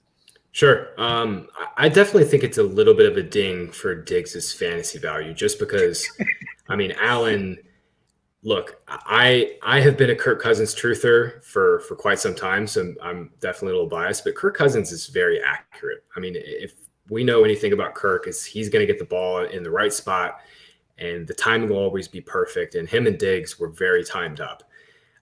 Josh Allen is not a timing passer. Josh Allen I don't even know. I mean, he's more or less just like kind of like a gunslinger. I don't know how that's going to mesh with Stephon Diggs. Stephon Diggs is a very precise route runner who constantly is generating separation on his own. And I think having a player like Diggs will be extremely beneficial for Josh Allen's development. But in terms of fantasy production, I have my concerns that I think the volume will be there. I think he's going to see more than 90 targets. Just the quality of those targets is my biggest concern. And by the way, I mean, John Brown, I know he's 30 now and, he's not as good and not as talented as a receiver as Stephon Diggs is. He's going to command deep targets. I mean, he is still an elite separator past 15 yards. And I think Brown and Diggs are going to play off each other extremely well. And I think they're both going to have just monster weeks with Josh Allen when Allen connects on passes. And for that reason, I'm going to be invested in both in best ball leagues. But for like seasonal leagues, if Stephon Diggs is like a 4th or 5th round pick, I'm probably going to be out at that cost just because I think the consistency won't be there. And I think his floor is going to be not low, but pretty shaky. I got nothing to add, man. We have had this argument forever, so I don't need to tell you where I stand. I love Stephon Diggs, man. Like, he's an awesome player. He's by the so way, good. yeah. By the way, this was never anything on Diggs. I agree. Diggs is one of the best route runners in the game. He just has not found himself in the situation to fully take advantage of that. And I don't think that's the situation in Buffalo. I mean, Josh Allen, yes, throws more deep, but that team is built around running the ball and their defense. And not putting the ball into Josh Allen's hands constantly. So, well, the Bills last year, so they flipped. They went from basically a base 2 tight end team to a 3 receiver team. They actually used 3 receivers more than any team in the NFL in their final 8 games last year. Last 3 games of Buffalo Bills last year, I think were like 33 pass attempts, which was like in the top third of the league. So, I mean, them being a running team, I'm not sure if that's 100% correct. They're going to open it up. Okay, they're going to open it up, I think. But the thing is, like, they have 3 great receivers now. They've got Diggs, Cole Beasley can get targets underneath, and John Brown's fantastic. It's just, it's going to be about playing matchups, and every single week that's going to be a little different. I mean, Stephon Diggs is the difference maker. He can get open against pretty much anybody. But they're going to open it up this passing game a little bit this year, I think, with Allen, for better or worse. Yep, for worse. I agree. All right, but let's move off of Stephon Diggs. That wasn't the argument that we were supposed to have on this podcast. What we were actually talking about was, I mean, I think that the Buffalo Bills are the premier undervalued offense right now. I think that there are just so many options for Josh Allen. I think Josh Allen can be a top 5 quarterback because of his rushing ability and just so many weapons on the field, along with a decent offensive line, along with a coach that knows what he's doing. Is there another team out there that maybe you'd put over the Bills when it comes to fantasy, or are you kind of in agreement with that? Yeah, the Giants. I think, obviously Barkley off the top is obvious, but like Daniel Jones could have some monster games this year. I mean, we saw a few really big spiked weeks out of him last year, and then, just a lot of weeks where he was like the QB 25 in fantasy points. But this Giants team is freaking loaded. They have some very, very good receivers. Darius Slayton looks legit. Golden Tate is a fantastic veteran. And Sterling Shepard, when he's healthy, I think is very underrated. Same goes for Evan Ingram. I think Evan Ingram is probably the main reason I'm saying the Giants are undervalued, because Ingram, when he's on the field, he is a difference-making fantasy tight end. And there are very few of those guys. Over the last, since Ingram entered the NFL, he is 4th among all players in terms of receptions per game, yards per game, and targets per game behind Kittle, Ertz, and Kelsey. And to me, in Dynasty, I think Evan Ingram is well worth the risk, just because, I mean, he's 25 years old. He's produced, monster fantasy seasons and it has been a difference maker. And now he's on an up and coming offense with a quarterback that has way more upside than Eli Manning. And when Ingram's on the field, he gets the ball. The Giants just have a lot of weapons, and it's going to be hard, I think, to pick the right weeks to play Slayton and Shepard and Tate at times. But for me, I'm going to be heavily invested in Daniel Jones in redraft leagues this year, just because I think the Giants could be really fun for fantasy.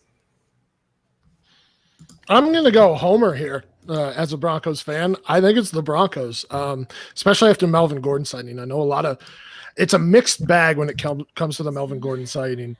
But I think it was a good decision. In fantasy, probably not, because it hurts Gordon's value. But I mean, you have a young second-year running or quarterback coming in who flashed at the end of last season, showed some very good things with a young set of position players around him. I mean, Fant came on at the end of the season, going into his second season as a tight end.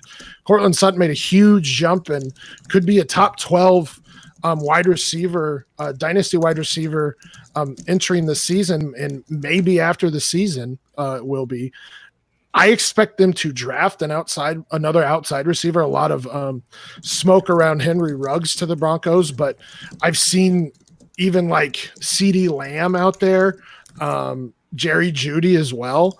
But I expect them to get an outside receiver to take some attention away from Cortland Sutton. And then, like I mentioned, Melvin Gordon. And then you have Phillip Lindsay, who is a two-time Pro Bowler in his first two seasons as your second running back.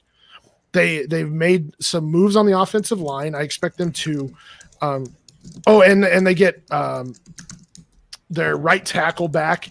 So I expect their offensive line to be improved. And it's going to be a well-rounded offense. I think Drew Lock could be a back-end QB1 this season, especially with the weapons. You could have two top 24 running backs as well. I'm not saying all of that's going to happen, but you very easily can see both of those guys being top 24 and Drew Lock being a back-end top 12 with all the weapons around him. I'm personally praying to sweet baby Jesus Talladega Nights style that it is not going to be Henry Ruggs and that it is going to be either CeeDee Lamb or Jerry Jeudy. I just wanted to know your opinion on that. I just think that Ruggs is kind of a one-trick pony. I'm not sure if we can say the same about the other two. Am I taking that too far? I don't think Ruggs is a one-trick pony. I think, I watched all of his tape this past year, and I think he shows a little more nuance as a route runner than he gets credit for. But if we're comparing the route running ability of Jerry Jeudy and Henry Ruggs and CeeDee Lamb, it's like not even close. I mean, Jerry Jeudy is like one of the best separators I've ever seen coming out of college, and CeeDee Lamb is he's really good too. I think Ruggs, there's definitely some smoke to Ruggs being the wide receiver one off the board. A lot of smart to the Raiders, please yeah, to the Raiders. I think the Jets might take him, man. I think the Jets might do it. But yeah, I mean, people are addicted to speed. They've seen what the Chiefs and the Ravens have done in terms of their team build, and they want to chase that. The Broncos, I think, are maybe the one team where it would make sense to take a guy like Ruggs over Jeudy and Lamb, just because they already have Cortland Sutton and Noah Fant. I mean, Noah Fant is going to stretch the field on the interior. I mean, he is super fast, super agile, and he can beat linebackers and safeties up the middle of the field all day. Then they could put Ruggs on the outside just to run deep and make safeties respect that even more, and that would open up everything for Cortland Sutton. So in terms of build, I think the Broncos would be like the best fit for Ruggs. But still, I would not take Henry Ruggs 1v1 versus Jeudy if Judy's on the board, and CeeDee Lamb. That's just so. Let's talk about Noah Fant a little bit. You mentioned Evan Ingram before. Is it time that fantasy players start to change their ideals of what makes a quality fantasy tight end? I was, and Sam and I had this conversation a lot last season, way before the draft. I'm not sure if we both agreed on this. Did you agree on this, Sam? I was with Noah Fant over TJ Hawkinson, tight end one, rookie tight end one, pretty much from the get-go. I'm not sure if you were in agreement with that. No, I was. I think Hawkinson could end up being the better tight end overall, but for fantasy. Yeah. But for fantasy. Yeah. And I think the thing here that we're kind of trying to take away and parse from the rest of it is there is a place for a complete TE. A complete tight end is probably going to get on the field more. Probably going to get on the field quicker. But a complete tight end is a complete tight end because he also has the ability to block. If you have a guy like Noah Fant, however you say it, I don't even want to hear it today, Stompy.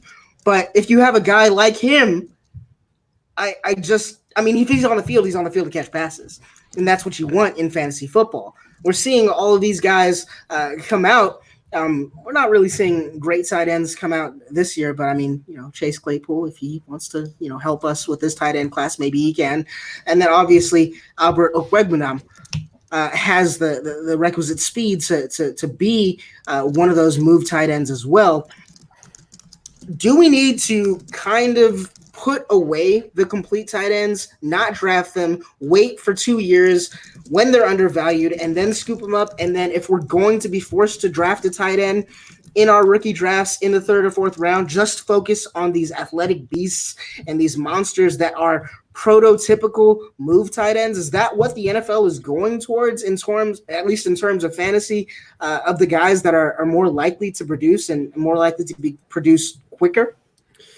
I just think I think that's what it comes down to, is the guys that can produce quicker. Like TJ Hawkinson is an inline guy. Like, he's going to play on the line of scrimmage, and he's just got a lot more responsibilities on his plate. He's going to be asked to run block more, whereas Noah Fant was basically a slot receiver this past year. Evan Ingram was a slot receiver.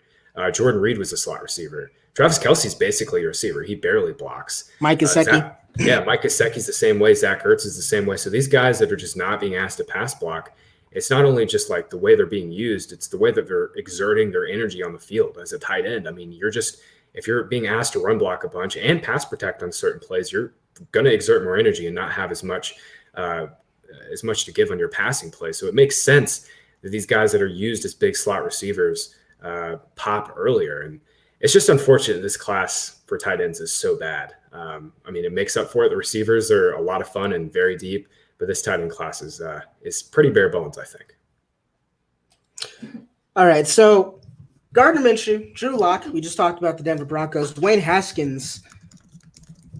Are we seeing any of these guys pass the rookie contracts based on what we've seen so far? Are we seeing any of these guys maybe getting dethroned even as quickly as this year? Like, what is your level of confidence for each one of these quarterbacks?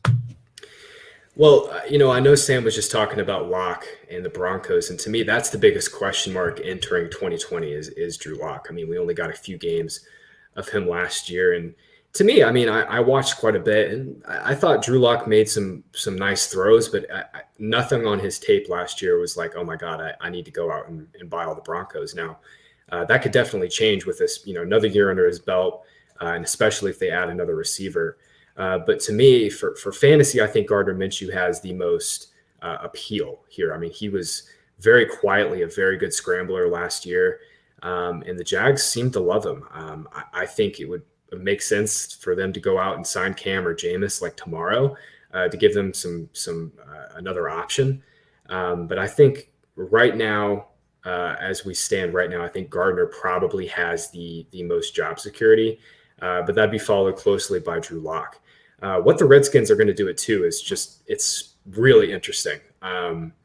I think Dwayne Haskins was thrown into the worst position possible last year. I mean, he didn't have one of the best left tackles in the NFL. Trent Williams didn't play a single snap last year. He didn't have a receiver outside of Terry McLaurin that was worth anything good.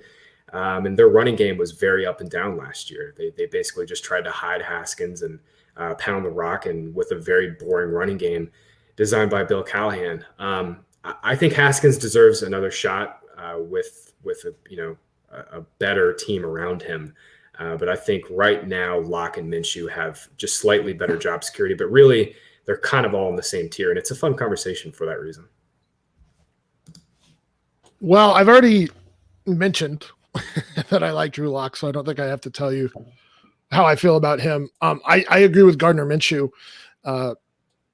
As a 6th-round pick, I don't know how much you really expected out of him, and he was a legitimate starter. He gave them chances to win last year that Nick Foles didn't. Obviously, Nick Foles didn't play all that much, but obviously Gardner Minshew showed enough to be a starter over Nick Foles when Nick Foles came back, played about a half, and then got benched. And they believe in him enough to trade away that contract and I don't know exactly the parameters of that trade. Did they eat a lot of that salary? Yeah, the Jags had to eat a bunch of it. So there you go. Yeah, they just basically paid the Bears to take him.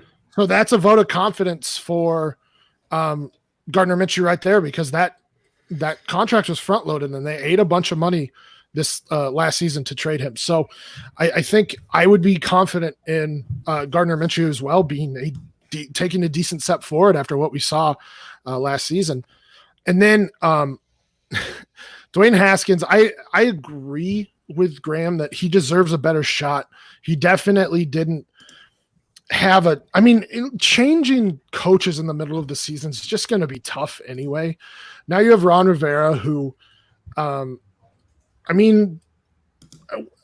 we didn't see them throw a ton, but they've also had a great running game in Carolina.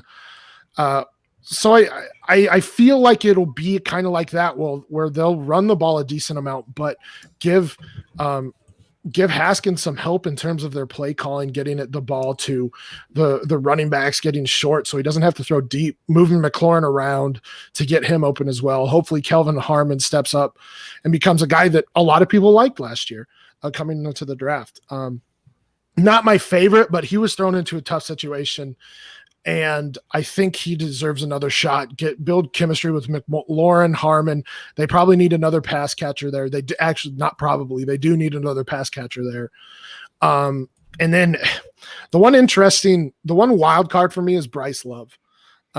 We saw him be dominant his junior year and struggle last season before he got injured. He wasn't much of a pass catcher in college, but he does have that 20 reception line that a lot of analysts like to see. So it'll be interesting to see if they use somebody like a Bryce Love, or if guys can get healthy and become kind of a McCaffrey light for a Ron Rivera led team. So I just wanted to clear up something that I did talk about earlier. We were talking about the Rams dead cap. It's actually only $24 million, and the reason I was looking for the dead cap is the Carolina Panthers have the most dead cap in the league with $36 million in dead cap, probably because of the Cam Newton situation. The Jacksonville Jaguars, because of the Nick Foles situation, have the second most dead cap at $33.9 million this season. That said, the Jacksonville Jaguars are still pretty much middle of the road when it comes to total cap space left available. So we just talked about Cam Newton or potentially Jameis Winston showing up in Denver. Do you not have those same concerns at all with what Jacksonville can do?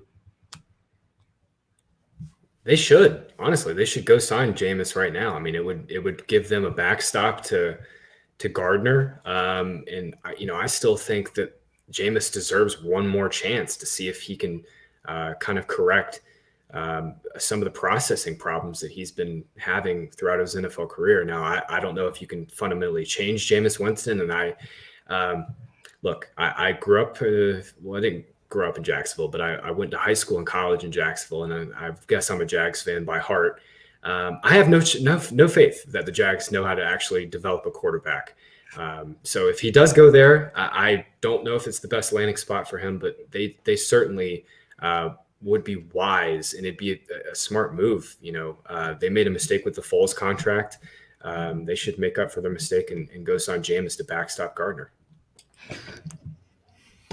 I mean, it makes sense for multiple teams. I mean, I've heard a friend say it makes sense for Jameis, and he hates Jameis, to go to Denver because like Grant said, they showed stuff last season, but you just don't know if they're going to take that next step.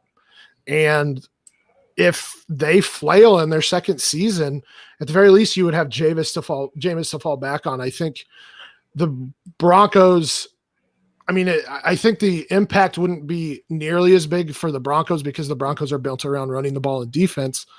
But for the Jaguars, I think it saves a season if both of those second-year QBs fail. All right, so let's shift this a bit. We recently just had Rich Rebar on the show, so you can imagine what we talked about. Konami Code was mentioned quite a couple of times. I just wanted to ask this question because I feel like this is a question that maybe goes overlooked. There's obvious positives to having a rushing floor and having the ability to be a valued fantasy asset without necessarily being a great real life QB. But are there any pitfalls in potentially overvaluing Konami Code QBs or maybe, drafting people that you shouldn't just based on the chance that they may get an opportunity? And if they do, for as long as they're a starter, at least you have a floor. Is there a danger to looking at these Konami Code QBs? Yeah, absolutely. And I guess you're referring to like Jalen Hurts coming out here. Definitely, yeah. Yeah, I mean, I like Jalen Hurts. He's actually, like, for fantasy, he's my third quarterback after Tua and Burrow. And it's just because of the Konami Code. Look, I mean, Jalen Hurts is a dynamic runner with the ball in his hands and in the right spot, the right scheme where a coach is designing their offense to their players' talents. I could see Jalen Hurts being a very effective fantasy quarterback for a few seasons. Now, if you're comparing in terms of traits, if you're comparing Jordan Love and Jalen Hurts as passers, they're two totally different players. I mean, Jordan Love has a very fluid, great throwing motion. Ball comes off his hands extremely well, whereas Jalen Hurts still has a lot to refine as a passer. But I think he took pretty great strides this past year under Lincoln Riley. And with Hurts specifically, I think, and with really any of these, these quarterbacks that are kind of not necessarily run first quarterbacks, but running is a big part of their game. It's always important to take it on a case by case basis. And I just, I always go back to the thing with Lamar Jackson. It's like, I just think teams took the rushing that he provides and just completely undervalued it. Running the ball as a quarterback is like one of the most efficient plays you can make on the field. Like if you were to look at like expected points for running the ball with running backs versus quarterbacks are by far, those scrambles are by far more valuable to their team than just a standard running play.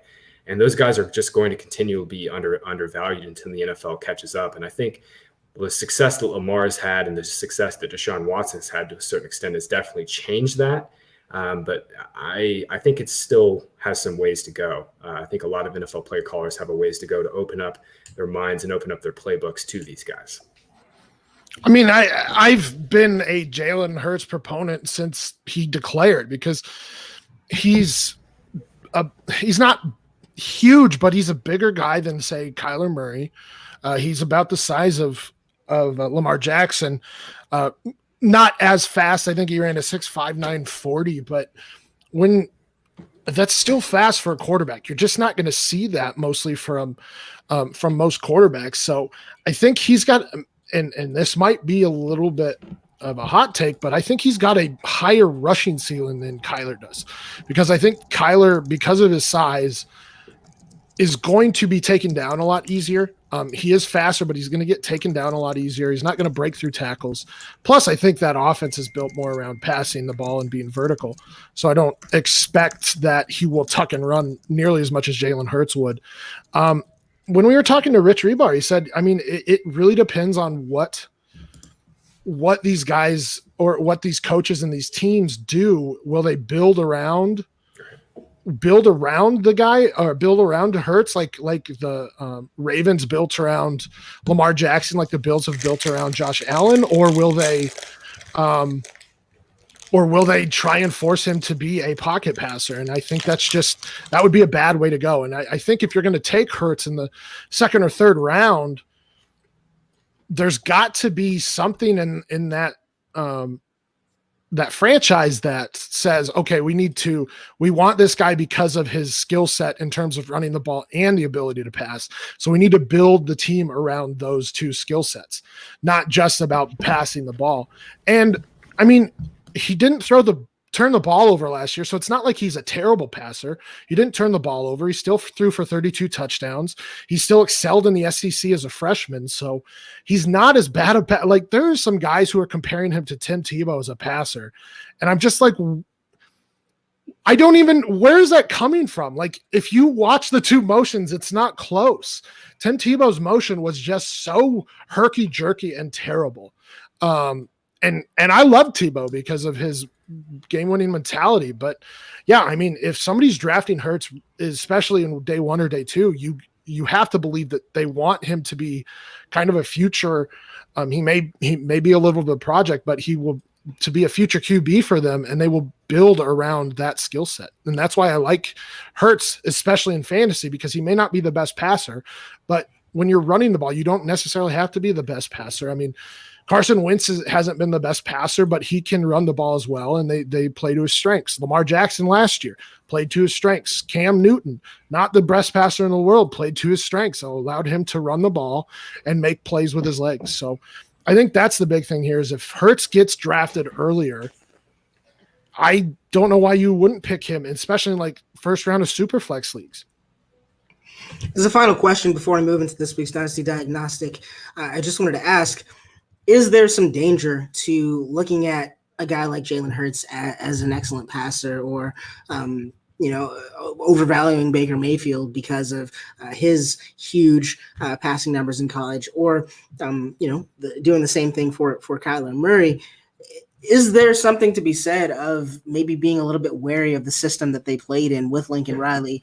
And then you can kind of say the same thing about the system in Clemson and any real sustained successful collegiate program. Is there something that you should maybe discount from these guys from playing in these elite level systems that seem to have the college game down? Yeah. So Greg Cosell is like my favorite film analyst of all time. And he has a great one-liner. It's like, every quarterback is a system quarterback, and it's true. Every quarterback is their production is a somewhat of a function of the system that they're in, and it just comes down to what that system looks like. I mean, for OU, they spread everybody out, and they just try to get their guys in open space, and they've had the receivers to do it. I mean, they've got Marquise Brown in recent years that was just a total gas cannon, could take the top off the defense. CeeDee Lamb is a total freak show.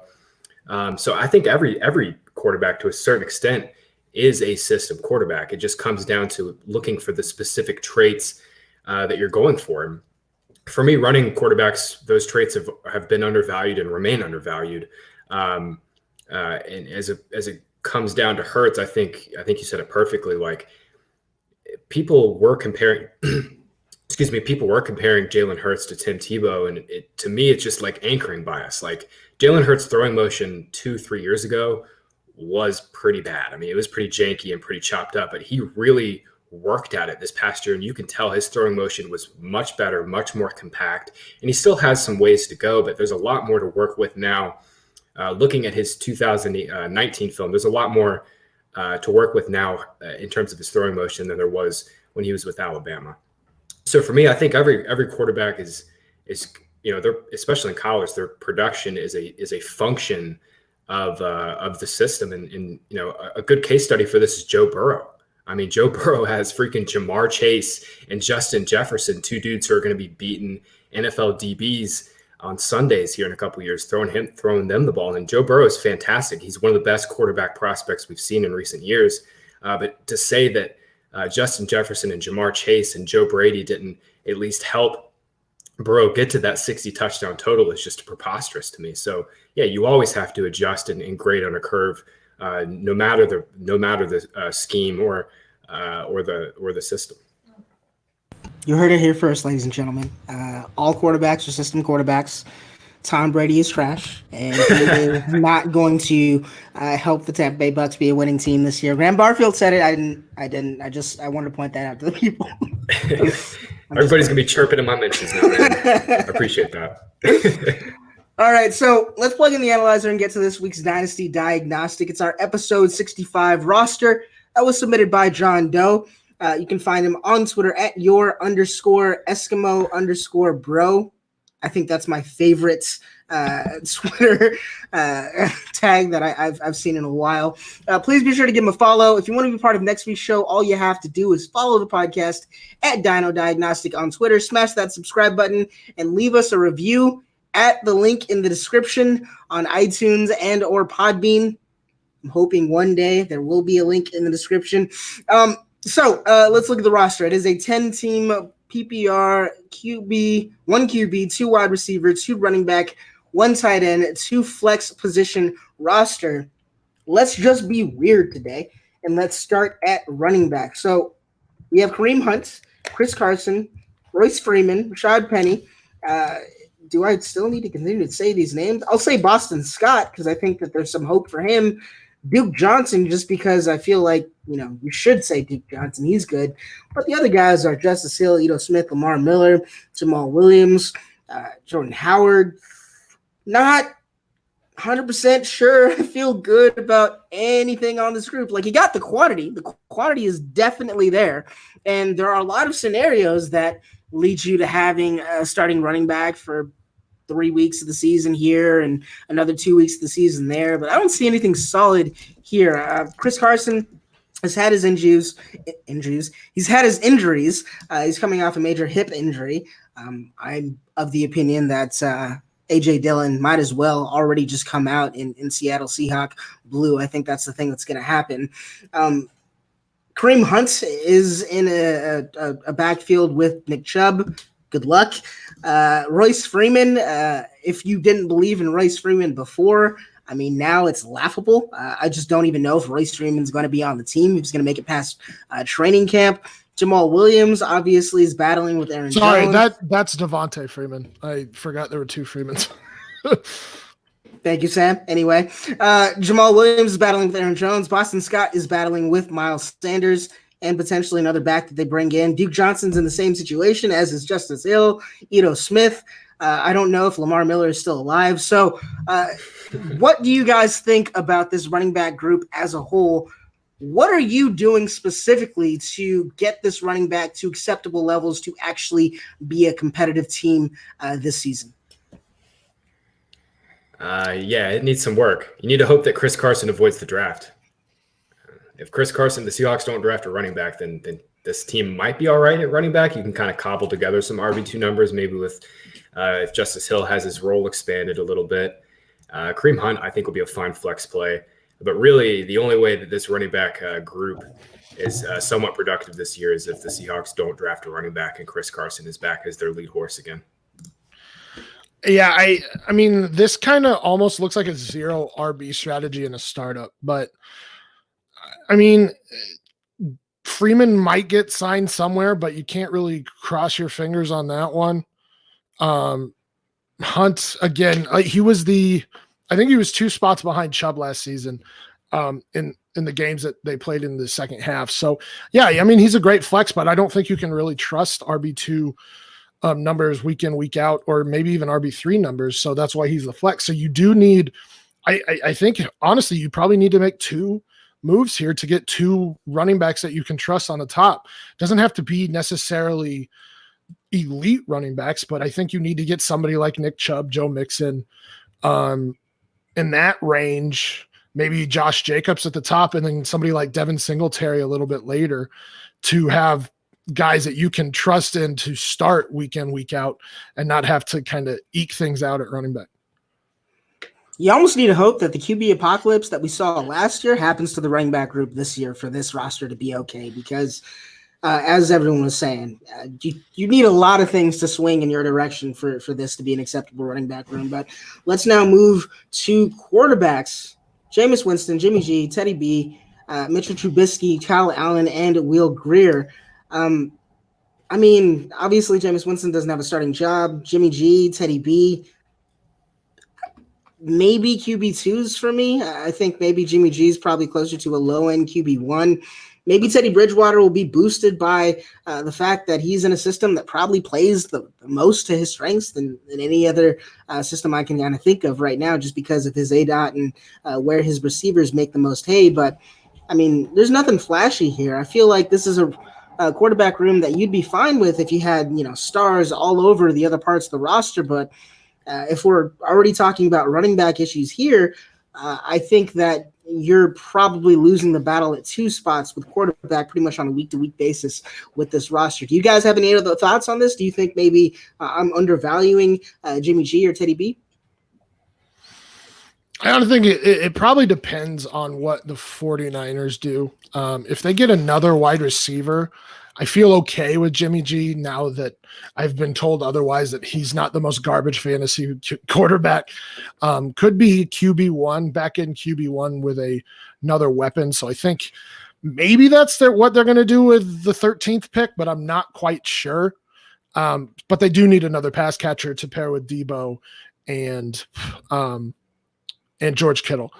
So I think, I mean, I don't love it, but Jimmy G could be a value and you could be all right. But I think Eitan's right. If you're taking a hit at one position, you need to be strong at the other position. So I think you do need to look at trading for a better quarterback. All right, so let's look at wide receivers. We'll go ahead and we'll start with you, Graham. We have Chris Godwin, the GOAT. Mike Evans, he's going to go away because Tom Brady's going to be trash. We already established that. Amari Cooper, Kenny Galladay, Keenan Allen, Christian Kirk, Curtis Samuel, Robbie Anderson, Dante Pettis. I'm not sure about Dante Pettis. Not sure about Robbie Anderson. I do like Curtis Samuel and Christian Kirk, but I mean, this is a wide receiver group of my wet dreams. This is what I want in my life. I don't see anything that we do really need to do to change here. It almost saddens me that, I mean, this is so beautiful and so impeccable that knowing the rest of your roster, I feel like it needs to be destroyed a little bit just so you can backfill some of the other positions. What is your strategy on what you're doing with this wide receiver group, given what we're seeing at the other parts of this roster? Yeah, I mean, obviously, he's loaded with these receivers. I mean, I think my first move would be to try to trade Mike Evans while his value is still really high for either extra picks in your upcoming rookie draft or to maybe try and get a running back plus to help boost out this team. Because, like, even if you take away Evans, Godwin, Cooper, Galladay is an amazing trio to start your team with, and then you've got really nice depth with Keenan Allen and Christian Kirk as your depth options. That's a pretty good place to be in. Yeah, I mean, I agree with Graham here. The one guy I'm trading is Evans. Just looking at DLF ADP, you could trade Evans for Aaron Jones is going after Mike Evans, Derrick Henry, Josh Jacobs, Miles Sanders, or you could try an early pick. I mean, DeAndre Swift, you might not be able to get Jonathan Taylor, but DeAndre Swift, if you can get like 1.02 or 1.03, J.K. Dobbins, but even like guys like Leonard Fournette are available as well that I would be trying to get because he's going to get a ton of snaps and probably a decent amount of targets. So you can afford to send away a wide receiver here because you run basically, even without Evans, you run 4 deep in terms of potential wide receiver ones. Then you have Christian Kirk, who took a step forward last year. You have Curtis Samuel, who I think is being underrated at this point with Teddy Bridgewater. So it's not like you have terrible 4 and 5 wide receivers or 5 and 6 wide receivers. So even if during the bye week or for an injury, substituting Kirk and one of Kirk and Samuel in there is not going to hurt you all that much either. And if you give up Evans, you can get a RB1 and feel a lot more comfortable with your running back group. Yeah, I think it's pretty clear you have 2 pretty locked in depreciating assets at the wide receiver position group in Mike Evans and in Keenan Allen. I do think exploring something like Keenan Allen for Leonard Fournette might be the way that I would go, just because I think that there's a chance that because of the way that Mike Evans' contract is structured, that if he doesn't immediately mesh with a guy like Tom Brady, that he could very easily end up on another team going into next season. And that kind of gives you some new possibilities with what Mike Evans can do. But yeah, I definitely hear what you guys are saying with you have to move one of these guys to go ahead and get yourself a running back worth their salt. It's so beautiful. It hurts to do so, but sometimes you have to just take the hit. So let's go to tight end Dallas Goedert, who I am of the opinion is better than Hurts. There's also OJ Howard. OJ Howard, I mean, he was compared to Rob Gronkowski early on in his career. The seam route is one that Tom Brady throws to. That's always a possibility. Ian Thomas, I liked Ian Thomas a lot more earlier this offseason than I do right now, just because of just the plethora of options that there are in that offense. But I do think that this is a pretty good tight end group overall.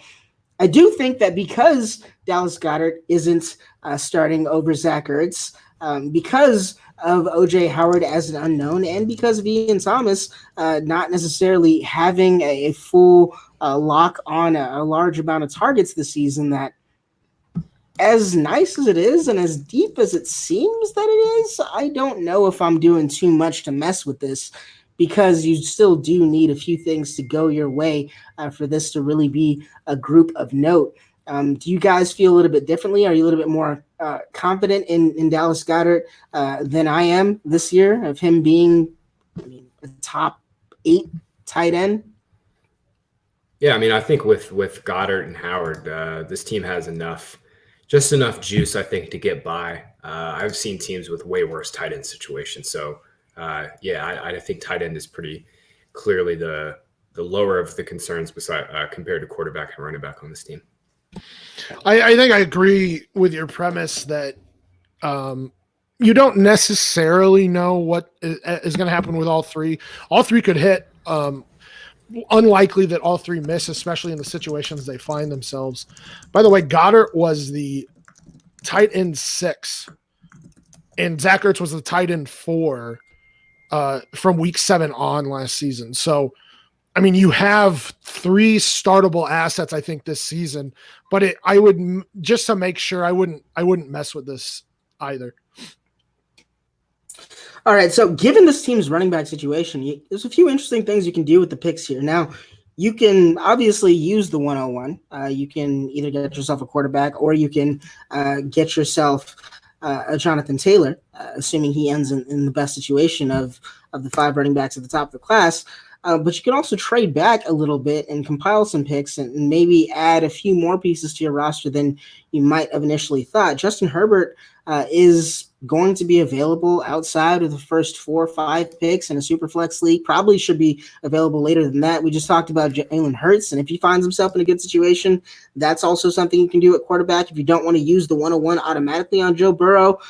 With this team and these picks, what are you doing? What is your strategy come rookie draft day? Yeah, I mean, I think for me, there's 7 guys in super flex leagues that I'm just absolutely in love with: Burrow, Tua, Swift, Taylor, Dobbins, Lamb, and Judy. And I think you could also maybe throw Akers into that discussion too. So trading back from the 101 to get a little additional value, maybe, I don't know, split it 101, then you get like the 104 and maybe a 109. Wouldn't be a bad move. But yeah, I mean, if you are just absolutely in love with Burrow or even Tua, I mean, I've seen some very smart people suggest that Tua is the 101. With this team, it would make sense to draft either of them. So I think with 101 for me, where I view the holes here, and this isn't super flex, I don't believe. So I think QBs will drop a bit. 101, I would probably go with Jonathan Taylor or DeAndre Swift, whoever lands in the better situation. You get the starting running back, a starting running back that you need. Even with 106, you could probably pick somebody like Cam Akers and feel pretty decent about it. With 201, I would think that you could draft one of those QBs there, or you could use 201 to trade for a better starting QB. I mean, obviously, you're not going to get Mahomes or Lamar Jackson, probably not even like Dak, Watson, or Wilson, but you could probably get a back-end QB1 for 201 and feel pretty satisfied, in my opinion. Carson Wentz probably you could get for 201 in regular 10-team leagues. So you could go that route. So basically what I would do with 201 is either I would trade it for a starting QB right now that could be a QB1. So somebody like Carson Wentz, I wouldn't even mind Matt Stafford really. Or you could, if Joe Burrow is there, you could go that route. And I think you get a decent starting QB right away with him. All right. So let's now go ahead and go into the last portion of the Dynasty Diagnostic here, and it is what is our diagnosis. Graham, I'm not sure if you've listened to the show, but just to kind of give you some insight into what we do here, we are a service center. You are currently in the shop. We're working on this automobile. In car jargon, let's take this roster and let's put it in car jargon. What do you think it is right now, and what needs to be done to it? Yeah, let me get my tool belt on here real quick. I love it. I'm fastening it up, making sure I've got all of my assorted tools here. Yeah, no, obviously, I mean, whatever the running backs are, I guess the running backs are the tires of your car. You need to get some fresh new tires that kind of help keep your roster rolling along. The engine of the team is those receivers. You've got, freaking V12 engine in this car. You don't need to mess with that. It's just to get you some new tires, some more performance tires, and get the ball rolling there. This kind of reminds me of like, and tires is where I went to, was like those running backs are 4 donuts right now on your car. You have a great car, but somehow, let's just say you went the wrong way on one of those spike strips in parking lots, and you popped all 4 of your tires. And so you're running on four donuts right now. And those picks, 1.01, 1.06, 2.01 are fresh new tires with new rims and everything. They're just sitting there in your garage waiting for you to put them on this nice car that's under 20,000 miles, and it'll look fresh and you'll be looking good. You just need to get them on there. So you need to translate probably 1.01, 1.06, 2.01, and really probably Evans at this point into 2 running backs and a quarterback. And if you do that, this is a championship contending team. This is a nice looking car on the road, not some beater, something that looks like a beater because it has 4 donuts on it. Absolutely love it. Absolutely love it. Thank you so much for coming on the show, Graham. Ladies and gentlemen, boys and girls out there listening, if you're not following Graham Barfield on Twitter, you are doing it wrong. All you have to do is literally type in Graham Barfield and you'll find him on Twitter. You can find myself at Eitan Alive. You can find Sam at FF Stompy. And that is it for today. Please make sure to follow your head technicians and go to the Dynasty Diagnostic podcast feed on iTunes. Give us a review. It really helps the podcast grow and reach more listeners. Sam, do you want to go ahead and take us out here? Yeah, if you guys go to the Patreon page /Dino Diagnostic, can donate whatever you want. I know Eitan and I put a lot of work into these and doing research and getting people on and all sorts of things. So if you would be willing to donate for our work, that'd be more than welcome. That's patreon.com/Dino Diagnostic. You get access to chat. You can get a t-shirt. You can get live podcasts. You could be watching Graham Barfield talk to us right now. So yeah, go support us there. Also go to FF Pod Shirts on storeenvy.com. That is Dynasty Outhouses pod shirt store. We're in there. We have a couple shirts and a sticker. Trade Addicts podcast has shirts, stickers, mugs, sweatshirts. There's a couple other podcasts in there. And 10% of proceeds go to Fantasy Cares. So not only are you supporting us, but you're supporting a great cause that Scott Fish started. And if you want to be part of the Dynasty Diagnostic Listener League, we're going to have some orphans opening up pretty soon. So we're going to post that. Just kind of keep your eyes peeled. Let us know. Go ahead and DM the show and we can get you in that. Thank you so much for making it to the Dynasty Diagnostic Service Center today. Please be sure to keep up with your scheduled maintenance and catch us next time to ensure quality performance. See you on the next visit.